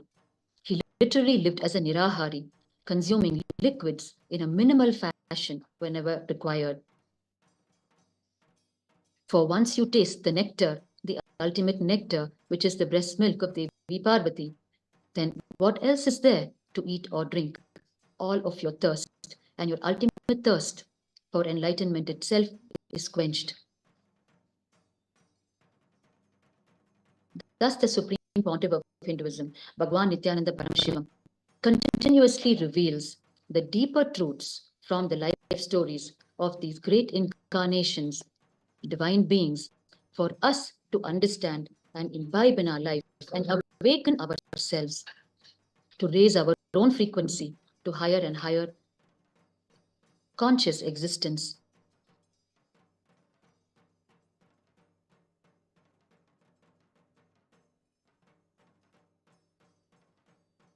Today, during the Digvijayam, when Bhagavan Somasundareshwara and Devi Meenakshi came in the glorious procession, seated on the Indra Vimanam, carried by the devotees, Kailasa Madurai offered the Mandagappadi right outside Kailasa, Madurai, on the Amansannidhi street. Every day, Kailasa, Madurai has been offering the Mandagappadi to the Lord and his consort. Mandagappadi is the offering of all the items that are used in worshipping the Lord, starting from the robes that are used to adorn his beautiful deity form and the magnificent flower garlands that are offered to him, and all the items used in his sacred bath, the abhisheka, such as the rose water, the sandalwood paste, vermilion, the Tirumanjana powder, all of the items, even tender coconut water is used in a sacred abhisheka. All of these items are offered to the Lord, and items used in his ritualistic worship for offering the deepa, the incense sticks, the lit lamp, the lit camphor, items such as the incense sticks, the camphor, even the wick and oil.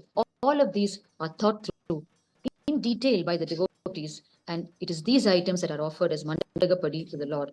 The coconuts, the fruits, the flowers, all of them are offered.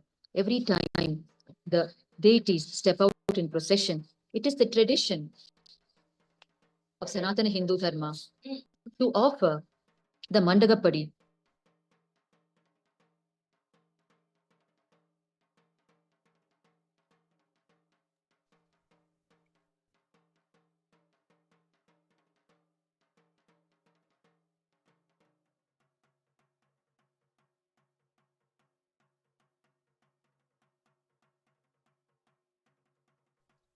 The Supreme Pontiff of Hinduism has revived this offering of Mandagappadi as part of the mainstream lifestyle for all his followers worldwide, and Kailasa ecosystems worldwide form the model ecosystems, followed by the people in their region, who start imbibing the very lifestyle demonstrated by the Kailasa-vasis.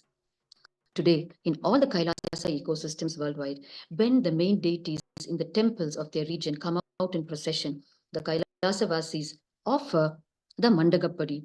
It is their sheer joy, for all that we have in our lives is the showering of the divine on us, the abundance that we enjoy in our life. Every single grain of food that is available to us, every single item we touch and use in our life is a direct gift from the cosmos in our life. And Mandagappadi is the opportunity for us to offer back to cosmos from what the cosmos has given us as our heartfelt gratitude. Therefore, this Mandagappadi offering is offered to the Lord every time the Lord comes out in procession on the streets. Today, the Kailasa-vasis in Kailasa, Madurai most joyfully offered the Mandagappadi to Bhagavan Sundareshwara and Devi Meenakshi on this most auspicious occasion of Digvijayam, celebration of Devi Meenakshi conquering all the 10 cardinal directions and the 14 lokas and establishing herself as the queen of the cosmos.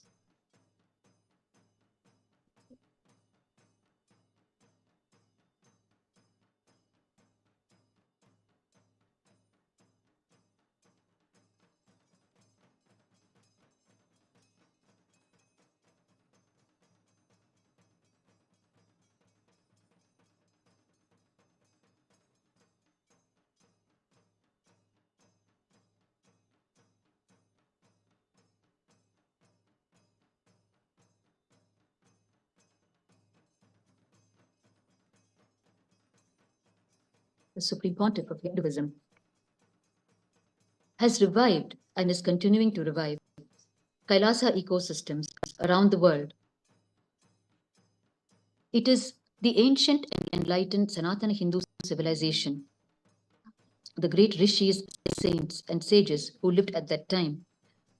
It is they who traveled all over the world and established gurukuls all over the world and established the enlightening ecosystems, the Kailasa ecosystems, all across the planet. And therefore, their very energies are still available and reverberating in various locations around the world where they lived and revived the Gurukula system and guided the people in the Jivan Mukti Kailasa lifestyle. These energies are today recognized by the Supreme Pontiff of Hinduism and While reviving the ecosystems in those various locations, the Supreme Pontiff of Hinduism names these very Kailasa ecosystems after the original energy that is still reverberating in that area. Today, we know that from the revelations of the Supreme Pontiff of Hinduism, that California in the United States of America carries the very energy of sage Kapila. Kapilaranya is what is known as modern-day California in this fashion. Each modern-day place as we know it today is nothing but the ecosystem established by a great saint or sage from the ancient Sanatana Hindu civilization of Kailasa that existed all across the planet and which degraded over the years.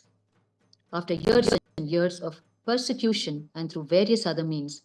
And therefore, it is this that is being revived today by the Supreme Pontiff of Hinduism as the Kailasa enlightened civilization.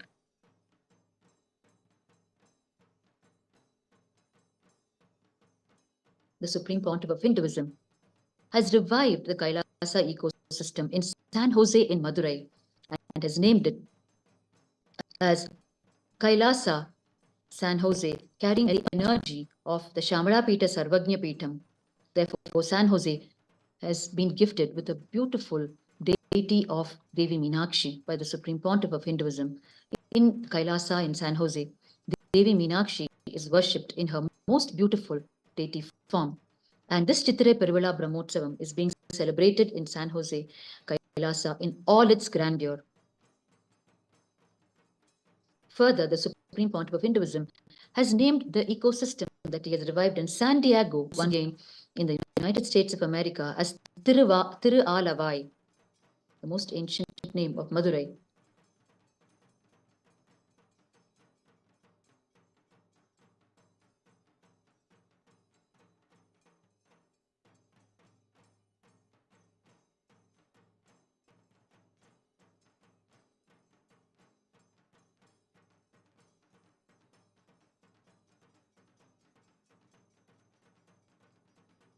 We can see the sacred jasmine flowers of this kingdom of Madurai.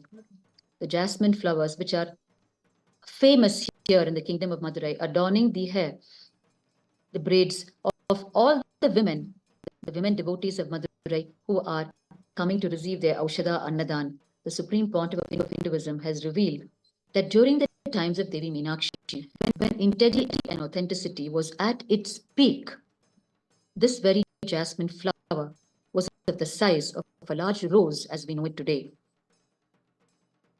During the time of Devi Meenakshi, the entire civilization and all the other beings existed in their peak potential, in the peak of their integrity and authenticity.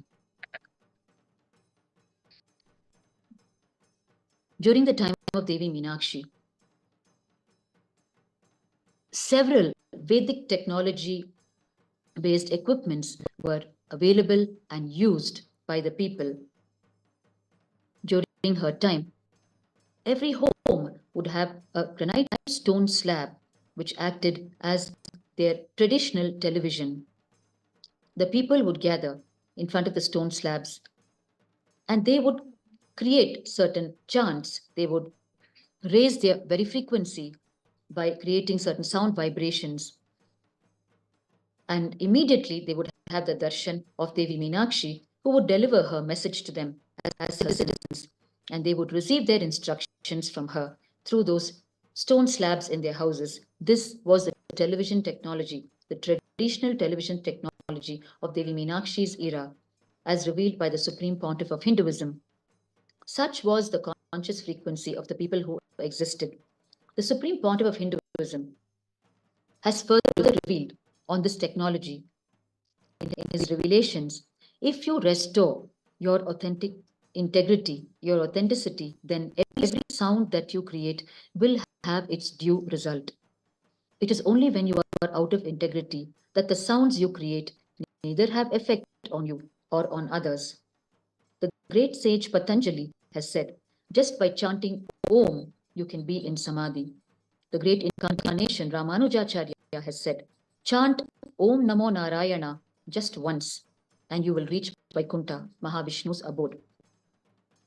Further, in his revelations, the Supreme Pontiff of Hinduism has revealed just the power of your integrity and authenticity can make your sounds into a reality. When you fall out of integrity, it is only then that no sound becomes a reality for you. The Supreme Pontiff of Hinduism awakens the children of the Nithyananda Gurukul as well as the temple priests of the temples of Kailasa worldwide with this profound truth, where through their sheer integrity, the chants that they utter, the sacred chants that they utter during the rituals, be it the Rudra Homa or the Chandi Homa or any of the rituals that they continuously offer, if they increase the frequency of their integrity, then they can witness the very gods and goddesses responding to their chants and coming and blessing them. Time and again, the Supreme Pontiff of Hinduism has reiterated this truth to the Nithyananda Gurukul children. And we have witnessed instances where the children of the Nithyananda Gurukul perform the powerful Rudra Homa and repeatedly inspired and taught directly by the Supreme Pontiff of Hinduism, when they raise their frequency of integrity and authenticity, immediately in response to the Rudra Homa, we have seen the rains, the skies showering rains on us immediately. And they once again wake up to the truths directly taught to them by the Supreme Pontiff of Hinduism. Only when we raise our frequency, all of the Vedic rituals, which are a mere science, become a reality in our life. The Supreme Pontiff of Hinduism urges the pujaris of Kailasa to restore, reclaim their integrity and authenticity to such a level that if they merely utter the word prana pratishta and they say, I invoke this energy, simply that energy will manifest.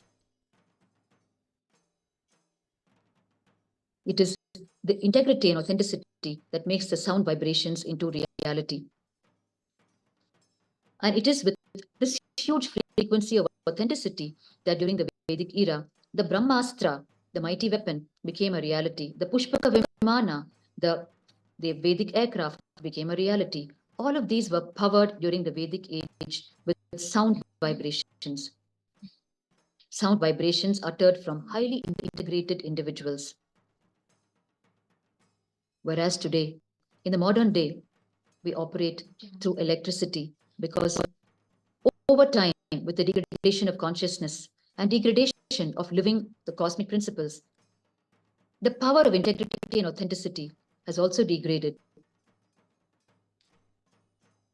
And it is this that the Supreme Pontiff of Hinduism is now reviving. Today, the television technology that existed during the times of Minakshi is now being demonstrated by the initiated disciples of the Supreme Pontiff of Hinduism, who are able to project on small granite slabs remote visions and show those very images on the granite slabs to people. Therefore, the traditional television technology during the times of Devi Meenakshi is back in a demonstrable form and will soon be back as a mainstream lifestyle as declared in the vision of the Supreme Pontiff of Hinduism.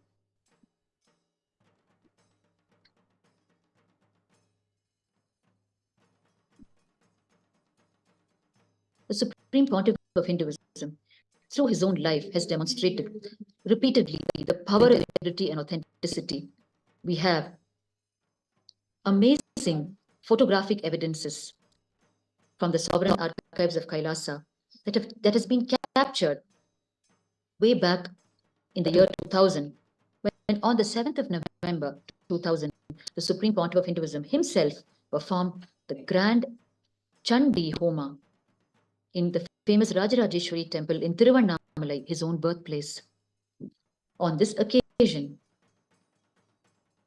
photographs have captured when the Supreme Pontiff of Hinduism was offering the Purnahuti, the final offering, Devi Rajarajeshwari, to whom the Chandi Homa was being offered, herself appeared in her most majestic form in the fire. Her entire form in the form of the fire has been captured photographically.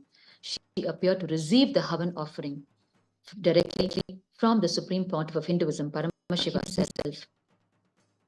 It is this miraculous lifestyle of integrity and authenticity that the Supreme Pontiff of Hinduism is reviving today, where just with the sheer power of these tattvas, these cosmic principles, we are able to harness all the higher energies in our life, where we have all the higher energies waiting to respond to us, to appear to us.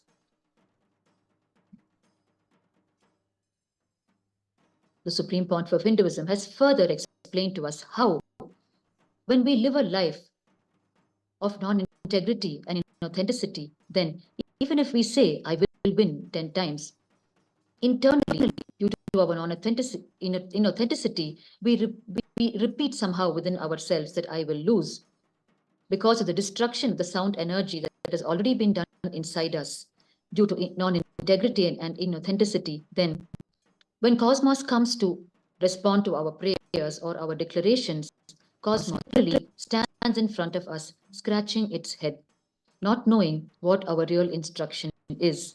It does not know what we really want.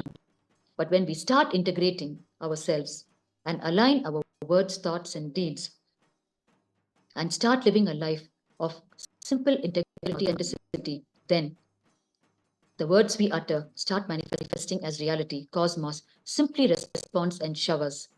It is this life towards which the Supreme Pontiff of Hinduism is taking the entire humanity.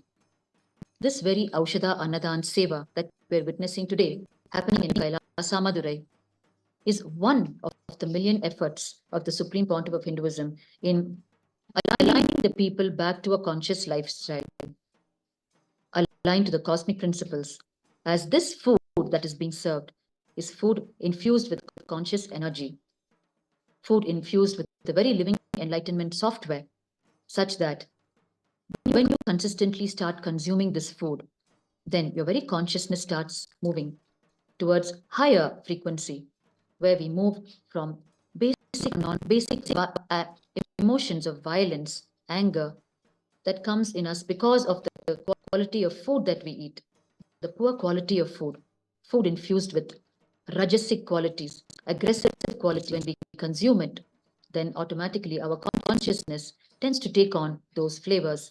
But when we start having this Aushadha food infused with conscious energy that comes to us as a blessing from the Supreme Pontiff of Hinduism, Paramashiva himself, then when we consistently start eating such food, our consciousness slowly transforms. Therefore, through every effort, the Supreme Pontiff of Hinduism is steering us towards living the magical life of Kailasa, where we connect ourselves to all the divine beings and they answer us, they are waiting to respond to us. And we establish ourselves in oneness with Paramashiva and simply manifest whatever we want as reality in our life.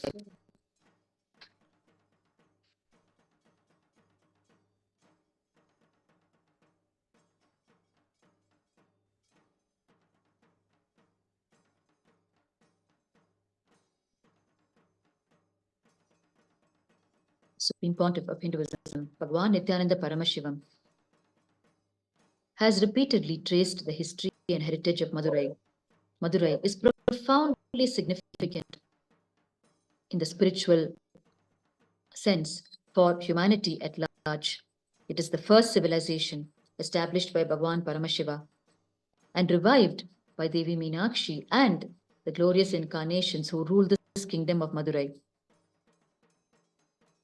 In his revelations, in tracing the history of Madurai, the Supreme Pontiff of Hinduism has revealed on how one of the most recent incarnations, the predecessor of the Supreme Pontiff of Hinduism in the kingdom of Tiruvannamalai, Bhagavan Ramana Maharishi himself had a conscious death experience, the most profound experience in his life here in Madurai, when he was barely 16 years of age. Bhagavan Ramana Maharishi is the predecessor of the Supreme Pontiff of Hinduism in the guru-shishya parampara of the kingdom of Tiruvannamalai, the Arunagiri Yogishwara Arunachala Sampradaya, the Arunachala Sarvajnapeetham of Tiruvannamalai. While explaining to us the truth that If your body is in utter sickness, in that space lies a huge possibility for the truth to simply work itself out within you. The Supreme Pontiff of Hinduism, while explaining this profound truth, has revealed to us, if you are in a complete chaos with your body, and at that moment, the truth about death is told to you, then there is every possibility of it becoming an immediate conscious experience in you.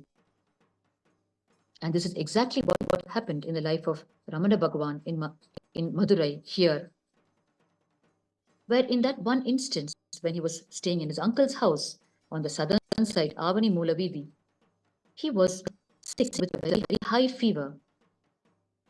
Bhagavan Ramana Maharishi was sick for 2.5 days, and on the third day morning, this profound experience happened. He had a fever that was slowly increasing over 2.5 days, and he entered into a kind of a terrorized child with confused fear that he was unable to communicate his fever to others and that nobody was able to understand. He was simply terrorized within himself. It is like if you do not know about medicine or you are not given knowledge or confidence, then the fever can simply terrorize your inner space. Ramana Bhagavan felt terrorized inside at what was happening. And in that mood, a small suggestion about death came from outside, and it simply manifested as a conscious death experience within him. And of course, after this hugely profound incident in his life, Bhagavan Ramana Maharishi, merely by hearing the mention of the word Arunachala, started walking towards Arunachala, Thiruvannamalai, and henceforth carried forward the mantle from his predecessor, Sri Sheshadri Swamigal. The Supreme Pontiff of Hinduism recommends his followers who are in Madurai or who visit Madurai to go and have darshan of the very house where Ramana Bhagavan had his conscious death experience.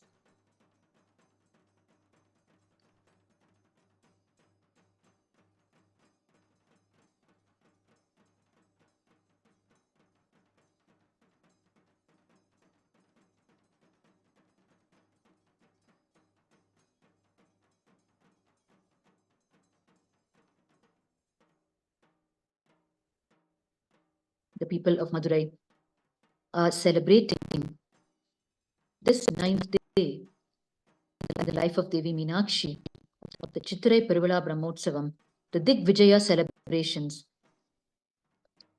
the celebrations of Devi Meenakshi conquering all the 10 cardinal directions and the 14 lokas, the 14 parallel universes, and establishing herself as the queen of the whole cosmos. It is purely for the sake of humanity that Bhagavan Sundareshwara and Devi Meenakshi descended in human form and ruled the city of Madurai and revived all the cosmic gifts for the people of Madurai and the people of the 56 nations. When the incarnations descend, theirs is a life of extraordinary hard work, purely for the sake of humanity.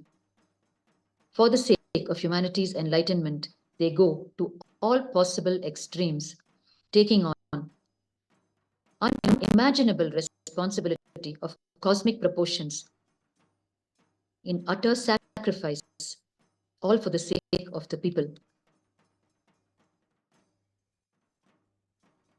And today is the celebration of Devi Meenakshi taking on the responsibility for the whole cosmos, bringing all the 56 nations that were prevalent during her time under her very rule, only for the purpose of enlightening the people and reviving the ancient enlightened Sanatana Hindu civilization.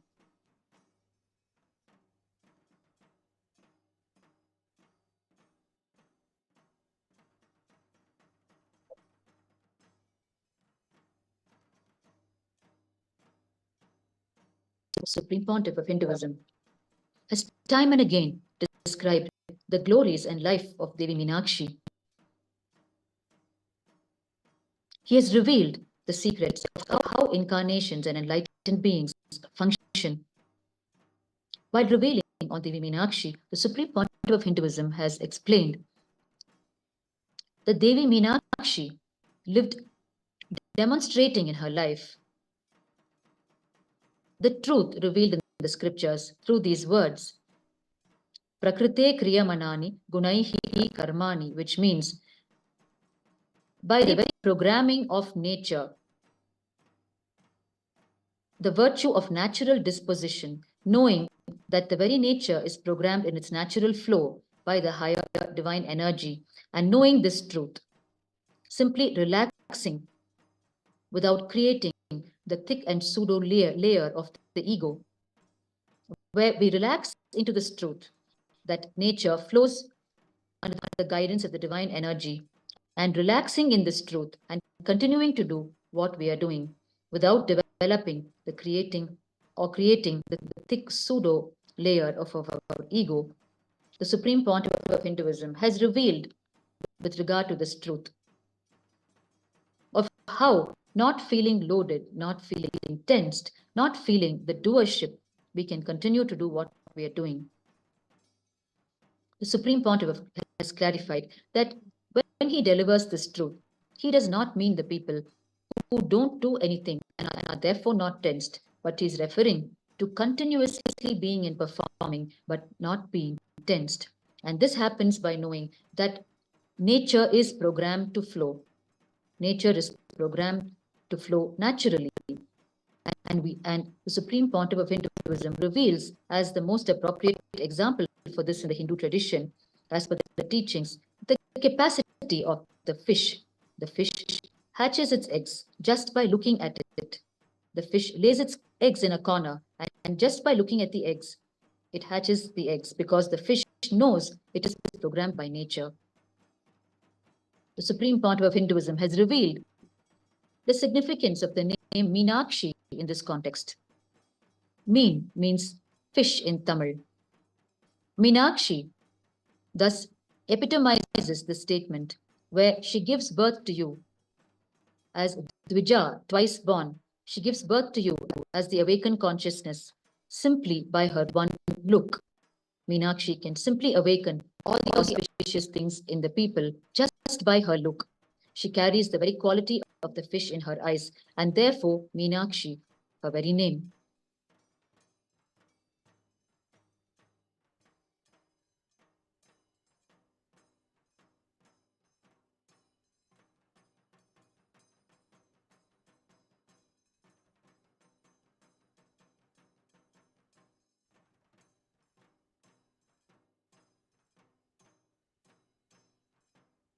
Supreme Pontiff of Hinduism has revealed on the Indra Vimanam. Today we are celebrating Digvijayam, the victory of Lord Meenakshi. And today we are witnessing Bhagavan Sundareshwara and Devi Meenakshi seated on the Indra Vimanam and coming in their procession. The Indra Vimanam is the temple tower, and the Garbhagriha, the sanctum, gifted to Bhagavan Sundareshwara by Lord Indra, the Lord of all the gods in Swargaloka. Therefore, the Indra Vimanam, the tower of the Garbhagriha of Sundareshwara in the Minakshi Somasundareshwara temple is Indra's own personal vehicle, the Indra Vimanam. It is drawn by the Ashtagajas, 8 elephants that surround it. It is on these 8 elephants that now presently the Sundareshwara Sannidhi is located, from where Bhagavan Sundareshwara is living and operating as a live energy. The Supreme Pontiff of Hinduism has described to us the divine Leela of Bhagavan Sundareshwara, through which this Indra Vimanam happened here in the Minakshi Somasundareshwara temple. It is one of the 64 Leelas, the very first Leela of the Tiruvillayar Puranam, describing the countless Leelas of Bhagavan Sundareshwara as recorded by the great saint Paramjyoti Munivar. In this Leela, Lord Indra is riding on his white elephant Airavata, his divine white elephant in a grand procession. At that time, the sage Durvasa approaches him and out of his love gives him the prasada of Paramashiva, a sacred flower, the lotus. Lord Indra receives the flower and casually keeps it on Airavata's back, and Airavata simply tosses it out and tramples over the flower. Sage Durvasa, enraged at Paramashiva's prasada being grossly disrespected, casts a curse on Lord Indra, and therefore Lord Indra is possessed by the Brahmahatya dosha, a curse from which he needs to be liberated, and therefore he seeks the guidance of the various gurus. And he is guided to go to the city of Madurai and worship Chokkanada, Sundareshwara, and be delivered from this curse. He thus comes to the city of Madurai.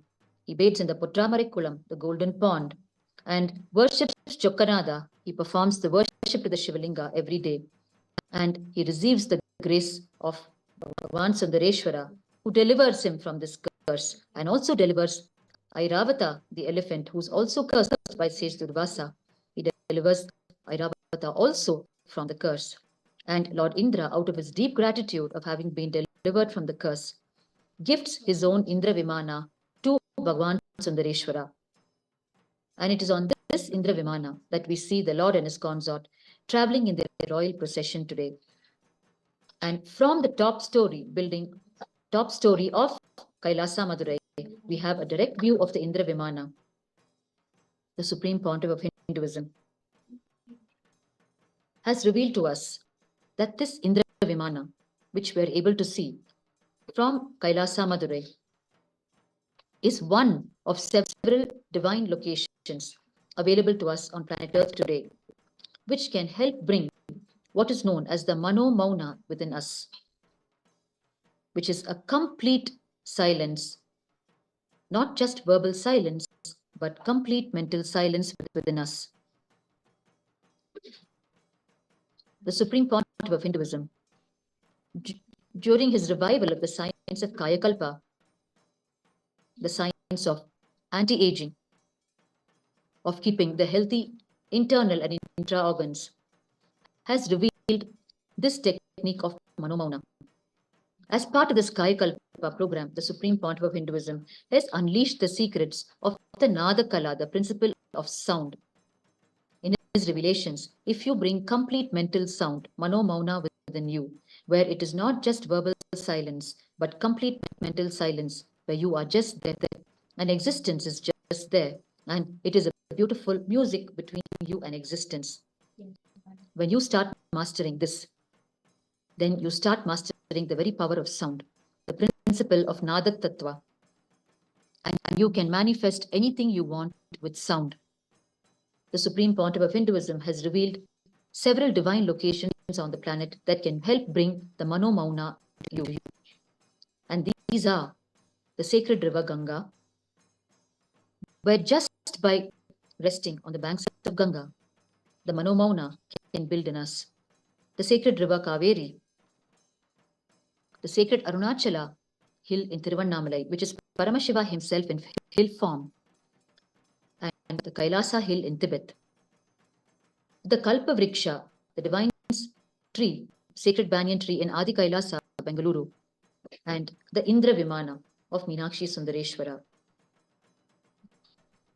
The Supreme Pontiff of Hinduism has revealed, if you simply sit on the top of our Shyamalapeetha Sarvajnapeetham roof and just watch the Indra Vimana of Sundareshwara and sit in Mano Mauna, you can simply, through that Indra Vimana, reach Kailasa. These are the very words of the Supreme Pontiff of Hinduism. He further explains the nuances of this technique to help us understand better. He says, if you think the person in front of you does not know something, then you need to convey, you need to talk. But here, all of these are Paramashiva himself in various forms. They know everything before even you think. What kinds of thought currents guidance you will have, they know even before you think. Therefore, there is nothing to think in front of them. Just sit with any of these, in any of these locations. If you do not have any of these around you, simply use my Atma Murti.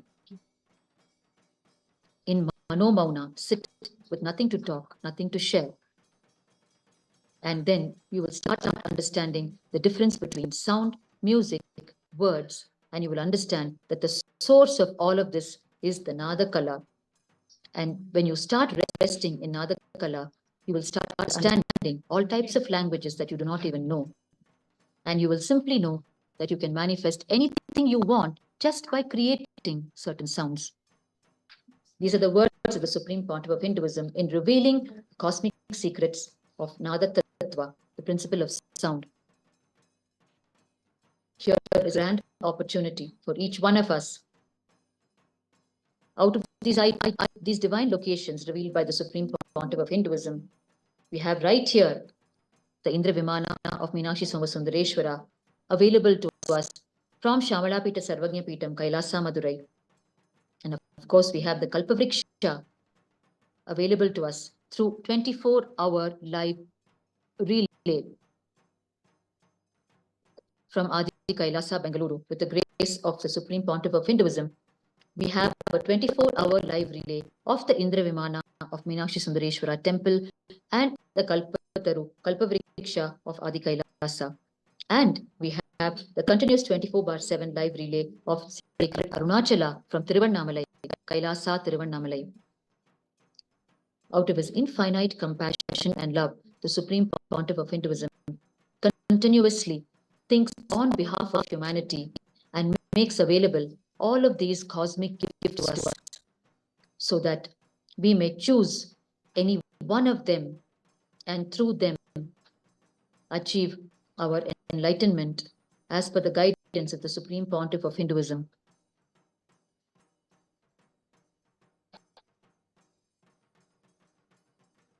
The Supreme Pontiff of Hinduism has also touched on Airavata, Lord Indra's white elephant, while explaining the science of conscious possibility to us. The possibilities of our consciousness is beyond even our ability of visualization. In the words of the Supreme Pontiff of Hinduism, let me give you an example. You have seen an elephant with one trunk. You may visualize an elephant, though, with multiple trunks, like the Airavatam, the celestial elephant, which lives in Swargaloka, the vehicle of Indra, who's the head of the Swargaloka. An elephant with one trunk is the reality you see, but an elephant with multiple trunks is the visualization that you can have. But your conscious possibilities are even more than the visualizations you can have. The Supreme Pontiff of Hinduism finally gives us the ultimate visualization that we can have as human beings, for which we are hardwired for, where we can simply visualize the 25 heads of Mahasadashiva with his 50 hands and 75 eyes, gracing us as Mahasadashiva. And this is how he describes himself in the Agamas, in the scriptures revealed by him. The more and more we expand our visualization to all of these huge possibilities, then our own conscious possibility starts exploding, and we start living a life away from the poor, mediocre life to the ultimate life for which we are hardwired, where we radiate our conscious sovereignty and we live as Paramashiva himself.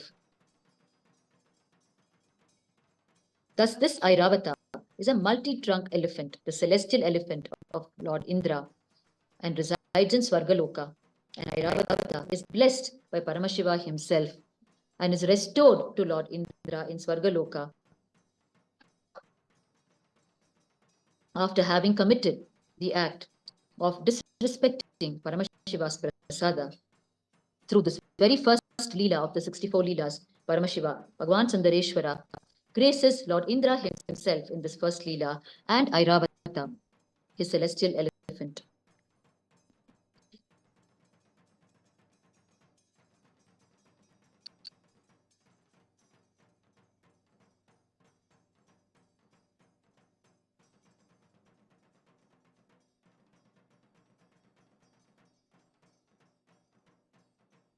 Every effort of the Supreme Pontiff of Hinduism is in us as human beings, experiencing the oneness with Paramashiva, where we experience Paramashiva is real, he exists, and he responds to us. The Supreme Pontiff of Hinduism has revealed that knowledge in any subject carries the masculine energy, while the experience of that knowledge carries the feminine energy. And we ourselves are born out of the male and female components. If our body is centered only on one gender and rejects the other gender in our system, we will continue to struggle with only experience or with only knowledge, and either way, we will not be complete. The denied other part will continue to harass us. Thus, when we continuously evolve our body and evolve our mind, then we reach a stage where what is known as the dual body happens. The Supreme Pontiff of Hinduism reveals the power of authenticity is such that when we continuously evolve our body and mind, then the knowledge becomes experience. And this is what is known as the dual body. And this is what is the pictorial depiction of Ardhanarishwara, where the male and female halves are there together.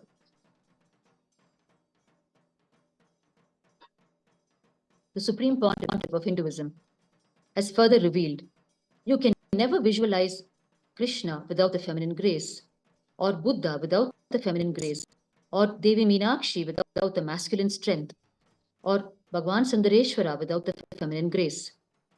All of them represent the merging of knowledge and experience, or what is known as a dual body. And this is the pictorial representation of Ardhanarishwara, where knowledge and experience become one and the same, where both the components, the male and female components, are expressed without suppression, without denying the possibility of each other.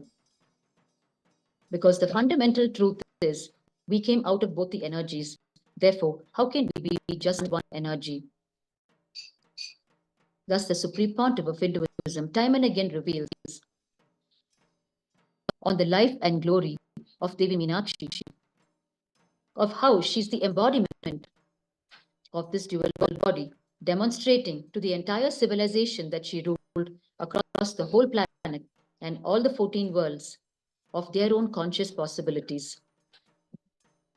Devi Meenakshi lived epitomizing the cosmic principles of integrity, authenticity, responsibility, and enriching.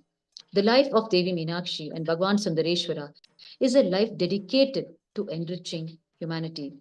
They came down from Kailasa only for the purpose of enriching and raising humanity.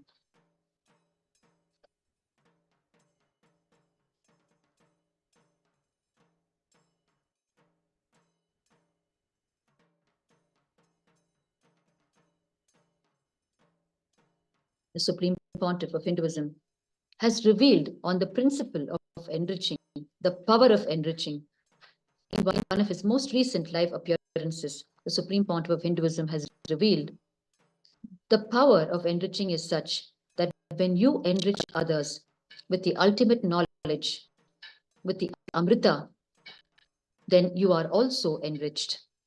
When you serve nectar, the bit that flows over your hand and simply enters you even through your skin.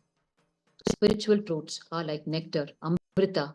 When you serve, when you share, when you enrich, when you give it to others, not only others, even the person who's giving is enriched. When you talk about the spiritual truths to others, do not think that only others are benefited.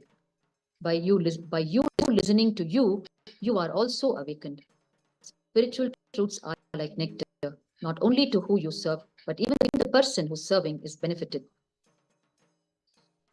That is why in the tradition they say that when you put your hand in the nectar vessel, even through the skin, the nectar enters into your system. And you and the person to whom you are serving become immortal. The Supreme Pontiff of Hinduism thus time and again urges us to continuously enrich humanity with all the gifts and truths of Sanatana Hindu Dharma. And for this sole purpose, the Supreme Pontiff of Hinduism is establishing these Kailasa ecosystems all over the world. And today we are seeing the Supreme Pontiff of Hinduism continuously enriching the lives of the people of Madurai through serving this Aushadha Annadhan, raising their consciousness to the component of food.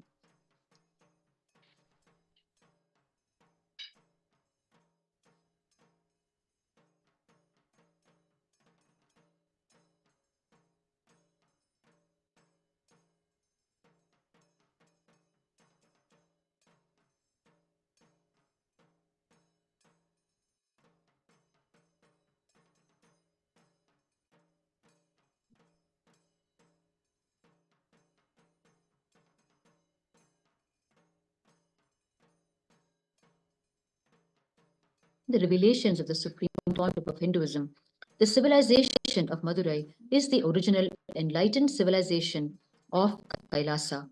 The word Kailasa itself means the ultimate source. We all came from Kailasa and we all have to reach Kailasa. While we are in this human frame on the planet Earth, if we radiate the lifestyle of Kailasa, not only we will be making sure that we will be reaching Kailasa, but even when we are living, we will be living Kailasa. For the purpose of life is not only Videha Mukti, achieving liberation after you leave the body, but it is Jivan Mukti, living enlightenment. Madurai is living enlightenment. These are the words of the Supreme Pontiff of Hinduism, where he has revealed on the spiritual significance of Madurai.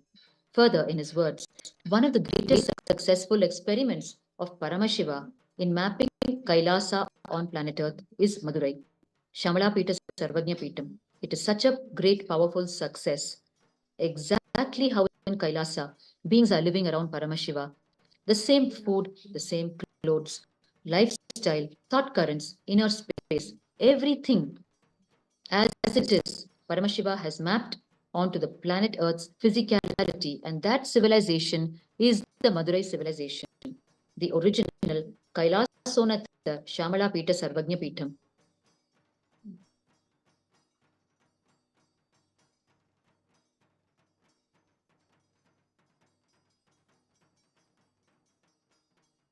The Supreme Pontiff of Hinduism has established in Madurai this Kailasa on the Amman Sannidhi street for the people of Madurai to have easy proximity, as it is in the very breathing space of the Minakshi Somasundareshwara temple.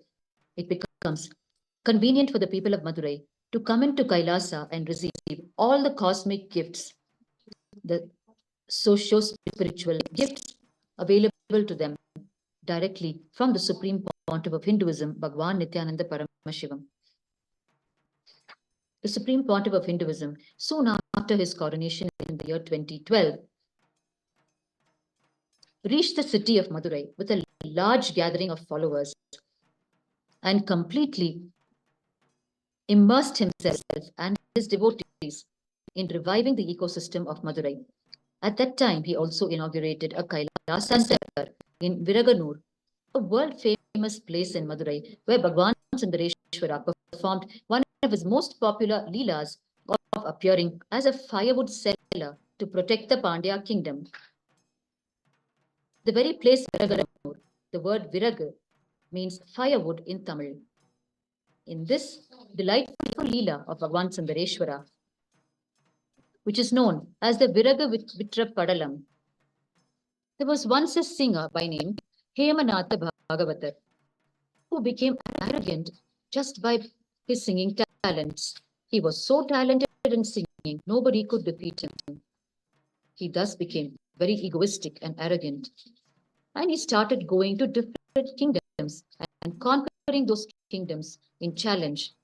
He challenges anybody who can sing in this country and defeat me, I will surrender all my knowledge and I will be their slave.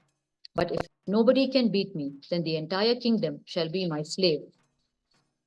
In this way, Hemanatha Bhagavatar conquered many kingdoms and cities And he finally goes to Madurai and challenges the Pandya kingdom itself. The Supreme Pontiff of Hinduism describes, if he had challenged just the Pandya court, he may not have had any problem. But he challenged the Pandya kingdom, not knowing that it is run by Bhagavan Sundareshwara. And he throws his usual challenge that if somebody sings better than him in the Pandya kingdom, he will simply become the slave of that person. But if nobody sings better than him, then the whole kingdom will become his slave. Now, he has thrown this challenge in the king's court. When someone challenges in the king's court, it is a question of the pride of the country. It is the pride of the very court. Thus, the king simply accepted the challenge. Within hours, all the court poets ran away. The competition was fixed for the next day morning. That very day evening itself, all the poets disappeared because all of them were afraid of Hemanatha Bhagavatar's prowess in music. Finally, the official court poet, Banabhadran, was forced to face Hemanatha Bhagavatar in the challenge. Banabhadran was shaken because he was so sure that he would lose the game, and he shivered to think that the whole kingdom will be serving Hemanatha Bhagavatar, and he felt the whole kingdom will be blaming him for the loss. Banabhadran immediately turned to his beloved Chokkanada, Bhagavan Sundareshwara, and prays, Mahadeva, please protect me. What am I to do? If Hemanatha Bhagavatar wins tomorrow morning, the whole kingdom will be serving him, and the whole kingdom will be blaming me for losing. Bhagavan Somasundareshwara, as usual, agreed to protect him and the kingdom. And he said, all right, do not worry, I will do it. And he blesses him. And he assumes the form of a firewood seller and carrying a one-stringed musical instrument called the ektara, which indigenous tribes used to carry, entertaining themselves and the few people who gather around them. Bhagavan Sundareshwara appeared as a firewood seller. He goes around the Madurai city, barefoot, selling firewood, blessing the whole city of Madurai and the Pandya kingdom. And that night, Mahadeva, Bhagavan Sundareshwara, as the firewood seller, goes and sleeps exactly outside the house of Hemanatha Bhagavatar and gives a demonstration of his music prowess. He, the Lord, who's the ultimate source of music itself, gives a demonstration of his music prowess, where he stops nature just by his will, just by his song, and he moves nature as he wants by his music. Hemanatha Bhagavatar, completely spellbound and wonderstruck by the melodious voice and the music prowess, comes out of his house and asks him who he is and how he learned to sing so beautifully. And then the Lord introduces himself to Hemanatha Bhagavatar as a failed student of Banabhadran, the court poet of the Pandya kingdom. Hemanatha Bhagavatar thinks, if the failed student of Banabhadran himself is so talented, then how will the guru Banabhadran be? And he was going to face Banabhadran in competition the next day. He decided, better let me disappear from here. Hemanatha Bhagavatar was so sure he would lose the game and visualized himself to be the slave of the people, of the court poet in the Pandya kingdom, and he was so shaken. That night itself, he sends a letter to the Pandya king that he has lost the game, and he runs away overnight. In such delightful ways, the most compassionate Bhagavan Sundareshwara, by his divine plays, his divine leelas, protects the Pandya kingdom and the people of Madurai. The Supreme Pontiff of Hinduism reveals, while describing these leelas of Bhagavan Sundareshwara, he reveals a beautiful verse from the Bhagavatam written by Bhagavan Vedavyasa, where he describes the divine benefit of singing the life and glories of the Lord. The verse goes, Tava kathamritam tapta jivanam kavibiriditam kalmashapaham Shravanamangalam Srimadatam Bhuvigranantiye Bhurida Janaha. The translation goes, it is so auspicious to listen to your Leelas. It is so sweet to remember your Leelas in the heart. It is so charming to be lost in your glory and the Leelas. Blessed are those who speak, who listen, and who are soaked in your Leelas. Auspicious are those who speak, who listen, and soak in your Leelas. The Supreme Pontiff of Hinduism has time and again recalled the power of Leela Dhyana, which is dwelling upon the life incidents of the great incarnations when Paramashiva himself incarnates, dwelling upon his life incidents. Leela Dhyana is a profound technique in Sanatana Hindu Dharma, where just by listening to the glories of the Lord, one can attain. Leela Dhyana has the power to create a space in us that enables us to repeatedly stand up and face life. In the revelations of the Supreme Pontiff of Hinduism, life is nothing but the ability to stand up again and again and face it. How much ever doubts or depression attacks you, doubts and depression are so powerful, they attack you from all corners. Life is nothing but the strength to stand up during all these attacks. The Supreme Pontiff of Hinduism has repeatedly urged us not to depend just on our intellectual clarity to save us and keep us in the space of completion and take us to the ultimate space, but to add the component of devotion, the component of feeling connection with the higher consciousness, with the higher conscious beings, such as the incarnations, the deities, the divine beings, to create the space of completion in us, so that even if there is a little inauthenticity in us, we will not collapse, but we will have the strength to stand up again and again. The Supreme Pontiff of Hinduism explains how listening to the life stories of the incarnations can grow this deep feeling of connection in us, the bhakti in us. In his own words, he reveals, Krishna is not a story. Sundareshwara is not a story. Minakshi is not a story. I can't even say it happened. I can only say it is happening whenever you remember them. It is not a past time, it is present times whenever you remember them. The Supreme Pontiff of Hinduism further reveals, I tell you, when you create the space where your cognition has the emotional strength also, for example, let us say you need to win in some debate, argument, or some court case. Before going to that location, remember the Leela. Tell the Lord, when you can save your singer devotee in a court case from a biased judge, you can save me because you are not past, you are present. Create that space and go. I tell you, miracles will happen simply like a lifestyle for you. Miracles will become lifestyle for you. The Supreme Pontiff of Hinduism further reveals on the power of Leela Dhyana. In his words, remembering your past times creates more incompletions because of your past guilt, fear, and pain that will keep surfacing. But remembering the incarnation's pastimes, their life and their glories creates more and more completion in you, because their life is an embodiment of completion and the higher space. Whether it is Krishna or Buddha, Mahadeva or Minakshi, even remembering their Leelas creates so much of completion in you. It heals your mamakara, your inner image, what you feel as you inside you. The Supreme Pontiff of Hinduism further reveals, please understand, the medicine for the mamakara, for your inner image, is Leela Dhyana.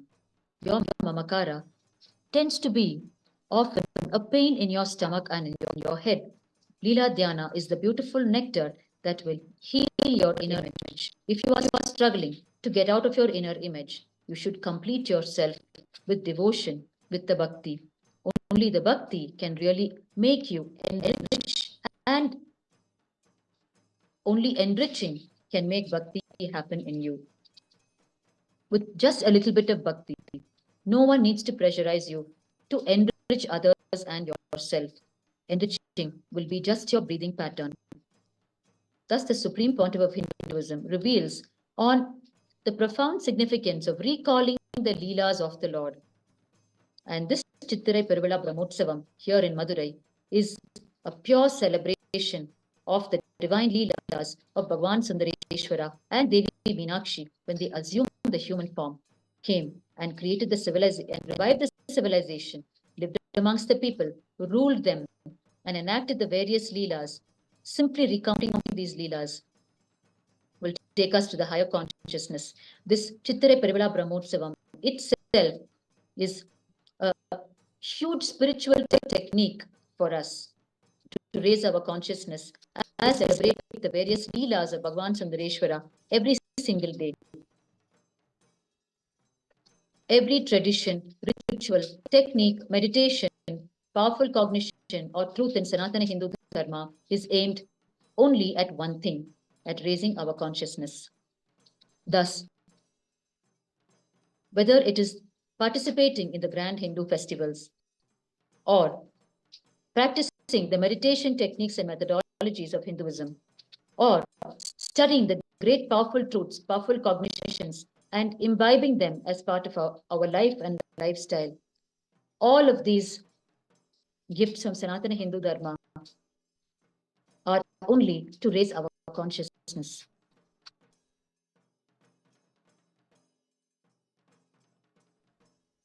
And the Supreme Pontiff of Hinduism, Bhagavan Nithyananda Paramashivam, as the living manifestation of Paramashiva, as the ultimate source of all that Sanatana Hindu Dharma offers us, untiringly makes available these countless methodologies from Sanatana Hindu Dharma available to us, for us to soak ourselves in it and continuously remain on the path of living enlightenment, continuously raise our consciousness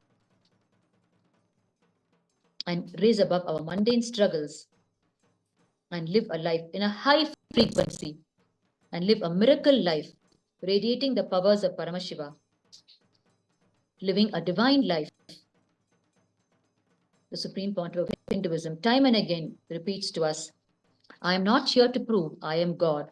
I am here to prove you are God. The Supreme Pontiff of Hinduism is here only to awaken the Paramashivatva in us, the space of Paramashiva in us, so that we can manifest Shivoham, I am Shiva, in us and live a life of power manifestation by manifesting all the spiritual powers of Paramashiva.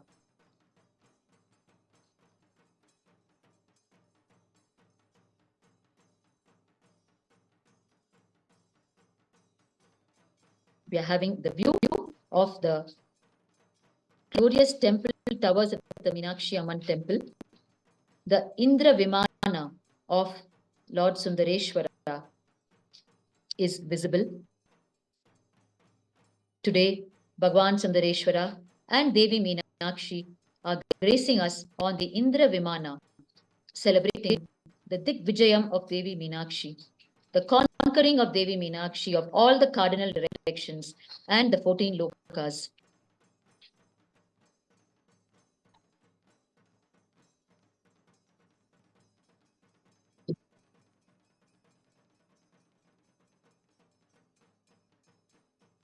The Supreme Pontiff of Hinduism reaches out to humanity at large in multivarious ways through such celebrations, connecting us to such celebrations through these continuous live relays, through his various global presidential addresses, relayed to the whole of humanity through the technology of the internet today, and through various meditation workshops.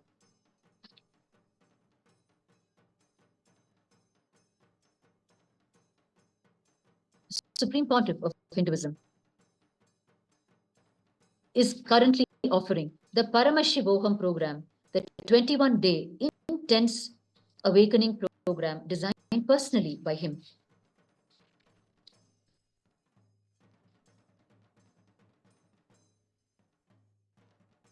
Available to the global diaspora over the technology of the internet. This 21-day Paramashivoham program unleashes to humanity the science of the 64 superconscious mutation manifestations of Paramashiva. Each action of Paramashiva in giving enlightenment to a specific devotee is one superconscious mutation manifestation where he appears as one Hindu god as we know it. When Paramashiva, superconscious manifested to remove the arrogance of Lord Brahma, it is then that he is worshipped as Lord Kalabhairava. When Paramashiva did the superconscious mutation manifestation to remove the arrogance of Daksha Prajapati, that specific superconscious mutation manifestation form of Paramashiva is worshipped as Lord Veerabhadra.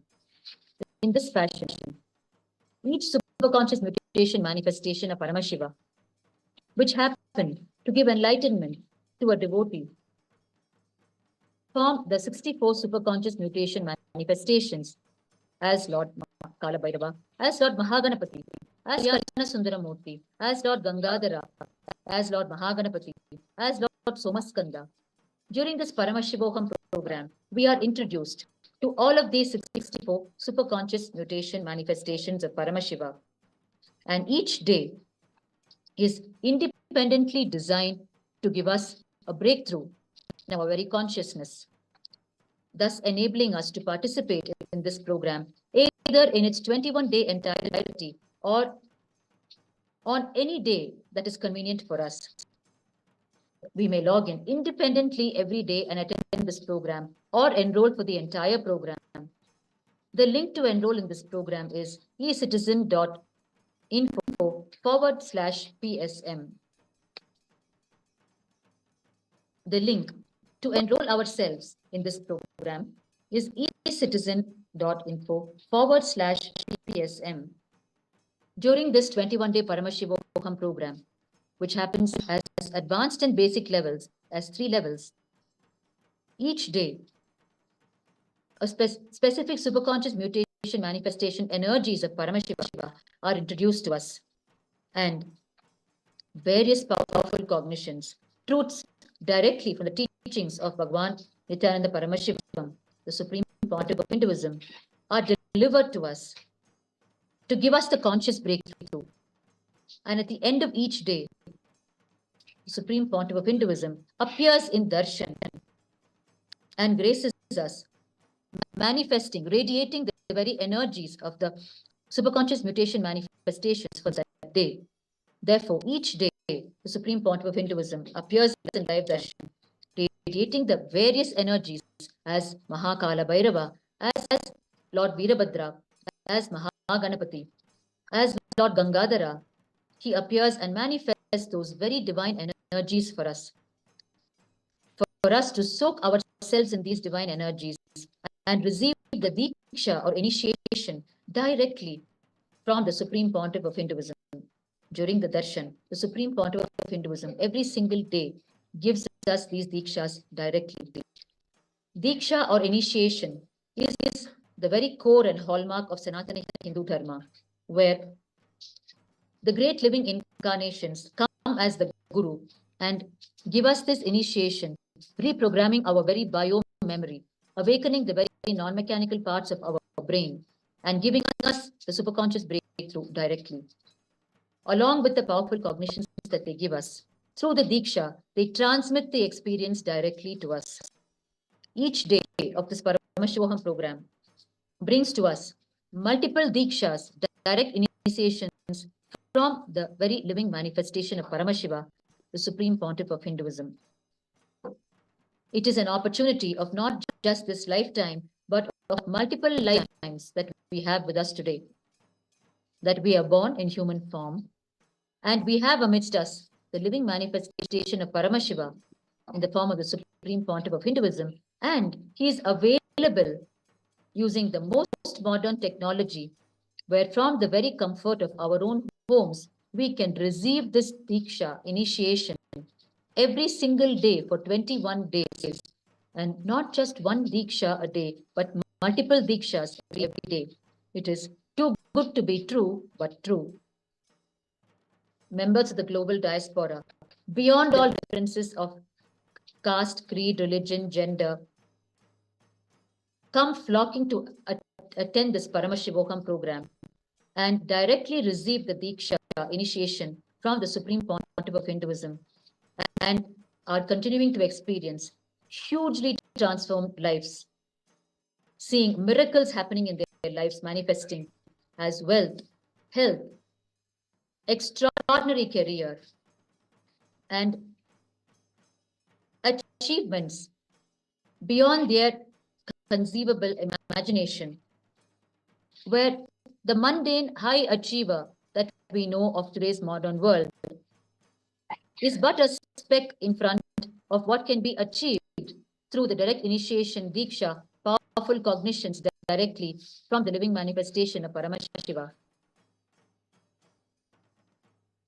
The great rishis of the ancient Kailasa, our ancestors in Sanatana Hindu Dharma, are the ones who demonstrated lives of this quality, of extraordinary genius that cannot even be compared with what we know today in the modern world as high achievement. Their achievements are there as living evidences today for the entire global diaspora.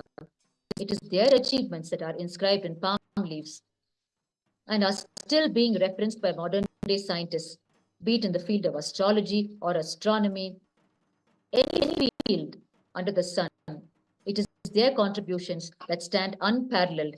And all this was possible because they lived conscious lives in the space of oneness with Paramashiva. And from that space of oneness, they started manifesting the powers of Sarvajnatva, the all-knowingness, where by your sheer consciousness, like a laser beam, you direct your consciousness on a particular subject, and the subject simply reveals itself to you in the space of oneness with Paramashiva.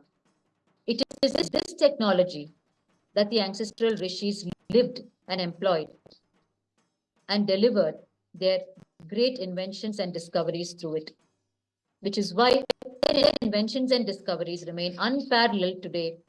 And today's scientists bow down to them and turn the pages of their inventions and discoveries to grasp their revelations and deliver to the rest of the modern humanity today. And it is this enlightening lifestyle that the Supreme Pontiff of Hinduism is reviving today as the Kailasa lifestyle. In every possible dimension, the Supreme Pontiff of Hinduism is infusing consciousness into our lives, whether it is through the clothes that we wear, or the jewelry that we adorn, or the food that we eat. All the components that make up of our lifestyle contributes to our conscious growth, which is why the Supreme Pontiff of Hinduism is today urging his worldwide followers to continuously make the Aushadha Annadhan available to the global diaspora, because through the component of food, which is a major input to a human being today, becomes conscious food. And just through the food component, the consciousness of the people is nurtured. The Supreme Pontiff of Hinduism has delivered his vision to his people who assume responsibility for Kailasa's Nithyananda Annalaya worldwide. He has said, the people living in the region surrounding the Kailasa ecosystems worldwide must find no need to light their home kitchen fire. They should know that the Kailasa ecosystem simply will serve food to them, not just ordinary food for a hungry stomach, but Aushadha food to nourish their very souls, their very consciousness. The vision statement of the Supreme Pontiff of Hinduism is Annam Brahmeti na Vyajanat, which means food is God. This is the vision statement of the Supreme Pontiff of Hinduism. And the mission statement related to food is Annam Bahu Kurvit, which means it has revived the culture of sharing food all over the world. The Supreme Pontiff of Hinduism urges his devotees and followers to start growing organic food. All the farmlands belonging to Kailasa worldwide have organic agriculture happening in them. The sannyasis perform the organic agriculture in all of the farmlands farmlands of Kailasa, and the produce from these farmlands is fed into this Aushadha Annadhan, being served to the people of their respective regions. The Supreme Pontiff of Hinduism continuously encourages and inspires his devotees and followers to indulge in organic agriculture of any proportion, either as small home gardens or as vertical gardens or as huge farmlands, along with maintaining goshalas, the cow shelters, where the sacred cow is taken care of, and the various produce from the cow is used in conjunction with the organic agriculture to serve humanity in various ways, primarily through this Aushadha Annadhan, food infused with conscious energy.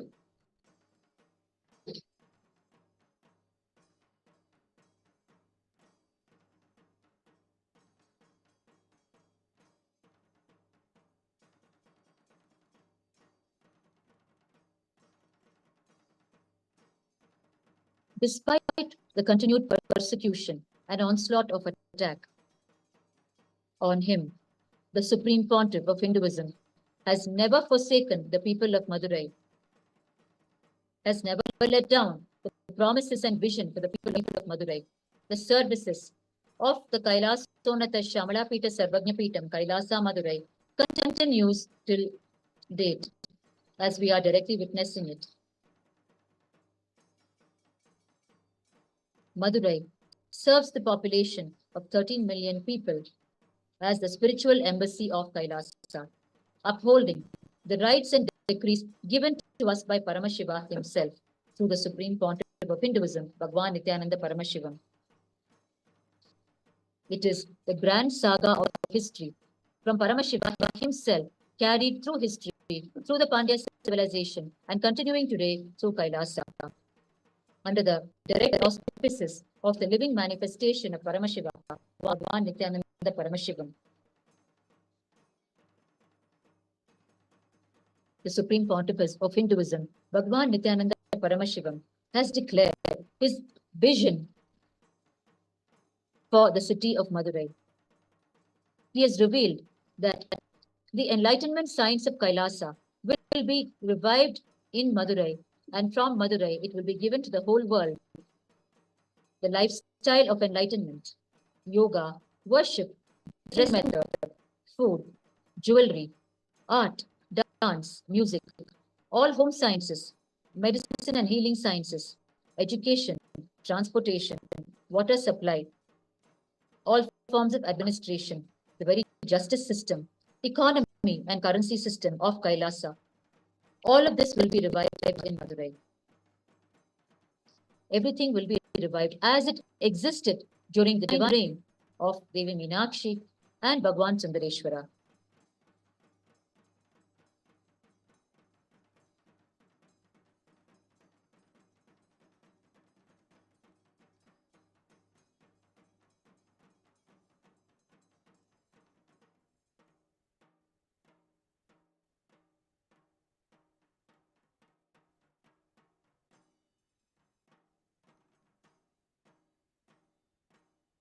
Supreme Pontiff of Hinduism continuously integrates into our lifestyle various items from the Vedic tradition.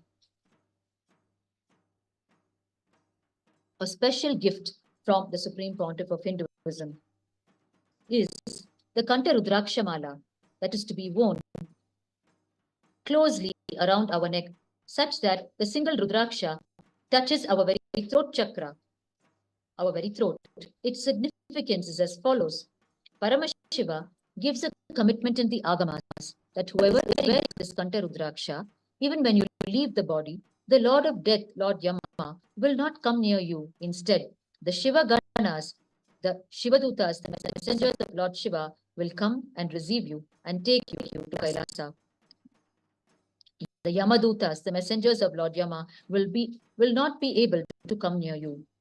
The Shiva Ganas are the eternal living beings of immortality in Kailasa with Paramashiva. As the living manifestation of Paramashiva, the Supreme Pontiff of Hinduism gifts this Kanta Rudraksha Mala to his followers through the Samaya Diksha and Vishesha Diksha initiations, thus reinforcing the commitment of Paramashiva. The Supreme Pontiff of Hinduism energizes this Kanta Rudrakshamala with a sacred chant, a mantra. And when we wear this Kanta Rudraksha closely around our neck, the chant simply happens inside our throat and enters our very muscle memory and continuously keeps us in the space of Paramashiva, Shivoham. The Rudraksha itself is originally nothing but the bliss tears of Mahadeva, Paramashiva, when he opened his eyes from a deep Nirvikalpa Samadhi. And the first Rudraksha was given to Nandi Devar by Paramashiva, his own sacred bull. Today, the Supreme Pontiff of Hinduism has made Rudraksha part of the mainstream lifestyle of his people, his worldwide followers, who are experiencing the power of Rudraksha in their day-to-day life. The Supreme Pontiff of Hinduism delivers not only cosmic secrets, but also delightful details pertaining to the lifestyle of Madurai, its history during the times of Devi Meenakshi and Bhagavan. The Supreme Pontiff of Hinduism has revealed in one instance a certain jewel in the treasury of the Madurai Adinam, etched with the sacred words Namah Shivaya. The Supreme Pontiff of Hinduism reveals that this is done so that when you wear these earrings in your ears, every time the earrings move, Namah Shivaya, Namah Shivaya, Namah Shivaya, repeated in your very ears. Such are the delightful ways in which our ancestors have devised such delightful ways of keeping us in the space of Shivoham, in keeping us centered on the God consciousness. This is the glory and greatness of the Sanatana Hindu Dharma, the tradition, completely sourced and guided by Paramashiva himself. The Supreme Pontiff of Hinduism has further revealed how in the more recent times, Kripananda Variyar, as we know him, the great Tamil scholar and great orator and devotee of Lord Muruga, Lord Subramanya, used to have Rudraksha pierced in his very underarms. And when he gave his profound spiritual discourses, the devotees could see the Rudraksha pierced in his very underarms. And during his golden childhood in Tiruvannamalai, the Supreme Pontiff of Hinduism once approached Kripananda Variyar and inquired about why he was wearing the Rudraksha in his underarms. And Kripananda Variyar beautifully responded that every time he moved his arms, when the Rudraksha pierces him, he would just remember Muruga. He was a great devotee of Lord Muruga. Such are the delightful ways of infusing consciousness into everything that we do, that we touch, use, eat, and live 24 hours as per Sanatana Hindu Dharma. The Supreme Pontiff of Hinduism works untiringly to revive the Charya Pada, the very lifestyle prescribed by Paramashiva for each one of us.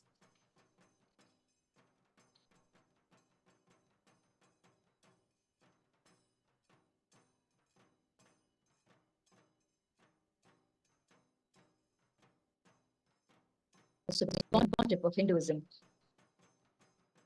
has gifted to the whole of humanity an extraordinary spiritual routine that is to be followed every day as soon as we wake up, thus dedicating the first 5 hours in the day purely for the growth of our own consciousness, because it is only from our consciousness that anything can stem in life and manifest as something profound. It's only from our conscious sovereignty that we can manifest the reality that we want. Therefore, the first 5 hours of each day, the Supreme Pontiff of Hinduism dedicates to our own conscious growth, where his devotees, disciples, sannyasis world over wake up during the auspicious Brahma Muhurta, which is 1.5 hours before sunrise. Sunrise is considered as 6 a.m. for all practical purposes. Therefore, 4:30 is the Brahma Muhurta, which is the time of the day most conducive for conscious growth, as prescribed by our ancestral rishis.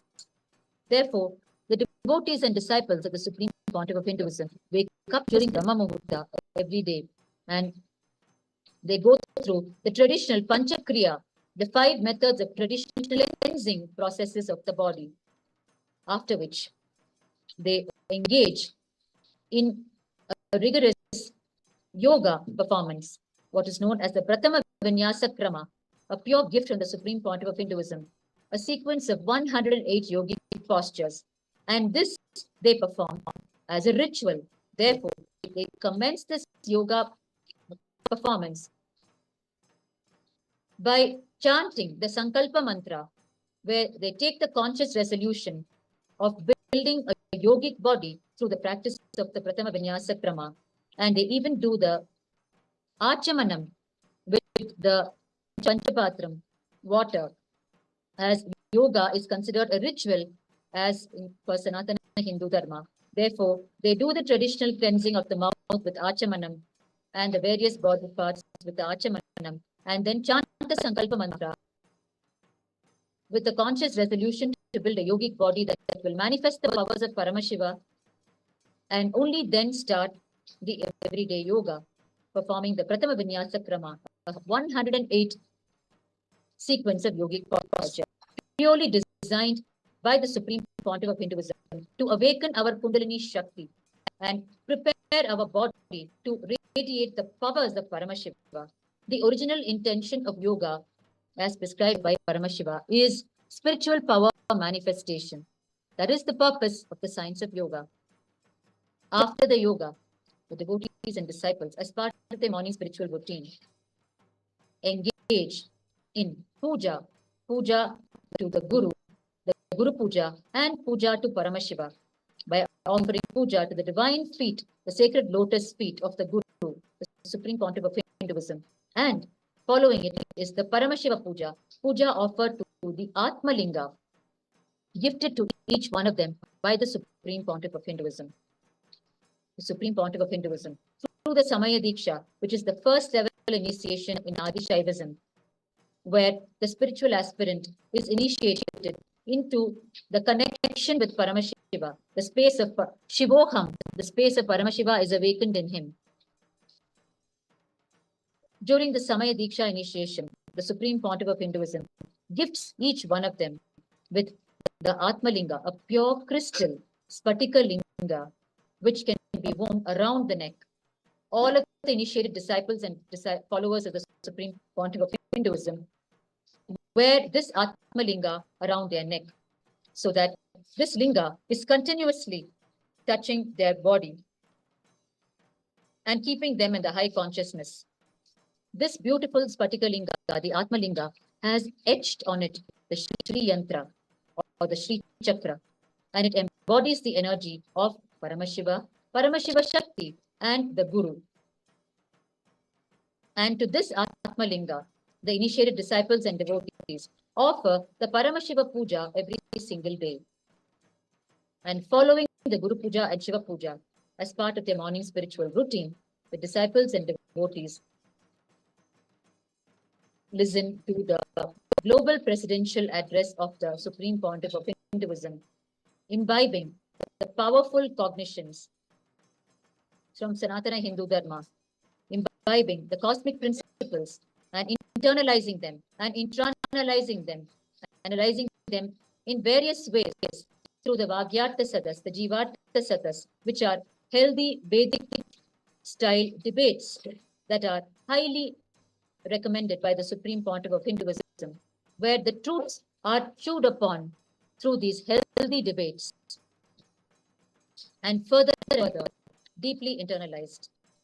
And after listening to the powerful cognitions for the day, the devotees and disciples set out on their various enriching activities raising the lives of people and attending to their other personal agenda.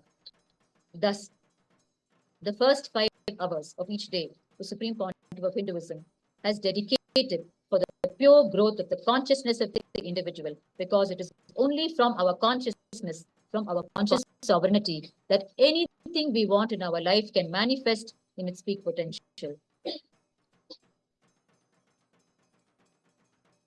Thus, the Charyapada, the lifestyle section of the Agamas, the direct revelations of Paramashiva, his own teachings, is continuously reached out to humanity by the Supreme Pontiff of Hinduism, Bhagavan Nithyananda Paramashivam.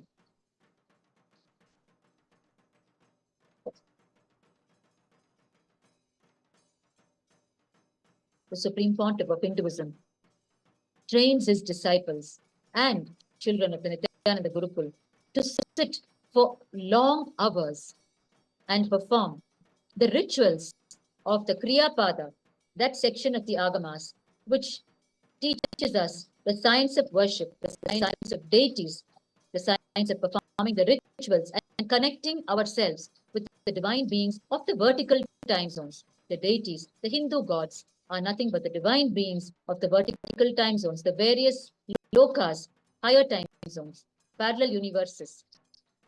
The Supreme Pontiff of Hinduism gives this technique of performing rituals for long hours as the most effective methodology to get rid of our deep tiredness and boredom. The Supreme Pontiff of Hinduism has time and again warned humanity that in future, the worst disease that possesses humanity will not even be depression, but it will be tiredness and boredom. The Supreme Pontiff of Hinduism has given the technique of sitting and performing the grand rituals for 8 to 9 hours at a stretch as one of the best techniques to rid ourselves of our tiredness and boredom. And this, the Supreme Pontiff of Hinduism has demonstrated through his own life. As he has demonstrated, all of his teachings, whether Yoga Pada, the Jnana Pada, or the Charya Pada, more than any of these sections of the Agamas, the Supreme Pontiff of Hinduism has demonstrated the Kriya Pada right from day one in his golden childhood days in Tiruvannamalai, where his entire life has been dedicated to the science of worship, the science of temples, reviving the science of deities. The Supreme Pontiff of Hinduism literally lived, grew up during the first 15 years of his life inside the Arunachaleshwara temple in Tiruvannamalai. The Supreme Pontiff of Hinduism practically lived inside the Arunachaleshwara temple the first 15 years of his life, demonstrating to the world that the science of temples, deities, worship of Sanatana Hindu Dharma is the best possible lifestyle. The temple-centric lifestyle is the best possible lifestyle, which keeps us centered on consciousness, which keeps us connected to the divine, to the higher consciousness. And this is the ancient Kailasa lifestyle, where people lived. The earliest human settlements happened just around the temple. The Supreme Pontiff of Hinduism beautifully describes to us, Tiruvannamalai is nothing but human settlement around Arunagiri Yogeshwara, the presiding deity of Arunachala. Madurai is nothing but a human settlement around the Minakshi Somasundareshwara temple. Kashi or Varanasi is nothing but human settlement around Mahadeva himself. Thus, the temple-centric lifestyle is how the earlier Kailasa ecosystems in ancient times happened. And it is from the temple bell that even the time of the day would be known to the people who never possessed clocks in each house. They lived just by hearing the temple bell, deciding what they should be doing in their personal lives according to it.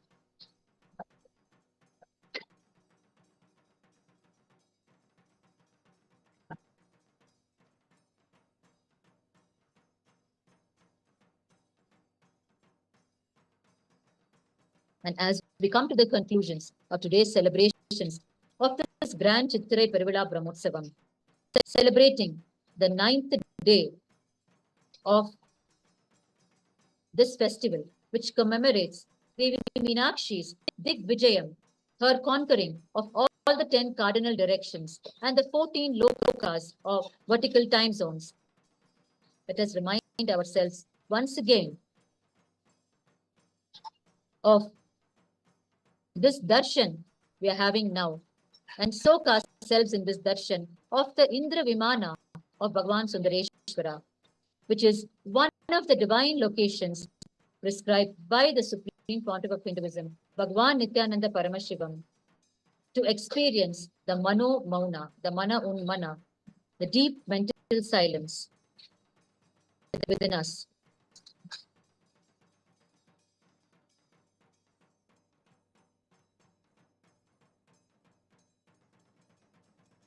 Tomorrow, we will be witnessing the grand Tirukkalyanam, the Minakshi Tirukkalyanam of Devi Meenakshi and Bhagavan Sundareshwara.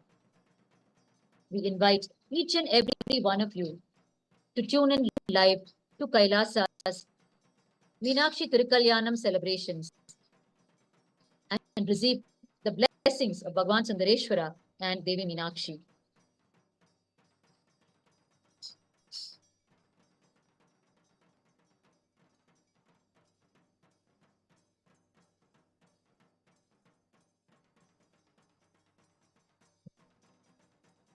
With the infinite grace and blessings and love of the Supreme Pontiff of Hinduism for us, humanity at large, every single day, this live relay is being given to us as a pure gift from Kailasa, Madurai, connecting us to the energies of Bhagavan Sundareshwara and Devi Meenakshi. With minimum effort from our side, our consciousness is continuously nurtured by the Supreme Pontiff of Hinduism in these various infinite ways. The minimum we can do is connect ourselves. Available to us is the technology of the internet today, which is being used in its most optimum level by the Supreme Pontiff of Hinduism to reach to us where we are. These powerful tools and aids of Sanatana Hindu Dharma, which will continuously raise our consciousness. Therefore, the minimum we can do is to connect ourselves with it and experience the awakening of the space of Paramashiva inside each one of us. The space of Paramashiva, I am Paramashiva. And start living powerfully like Paramashiva, radiating all the spiritual powers and living once again like the great Rishi civilization, the Kailasa civilization that once upon a time existed across the entire planet.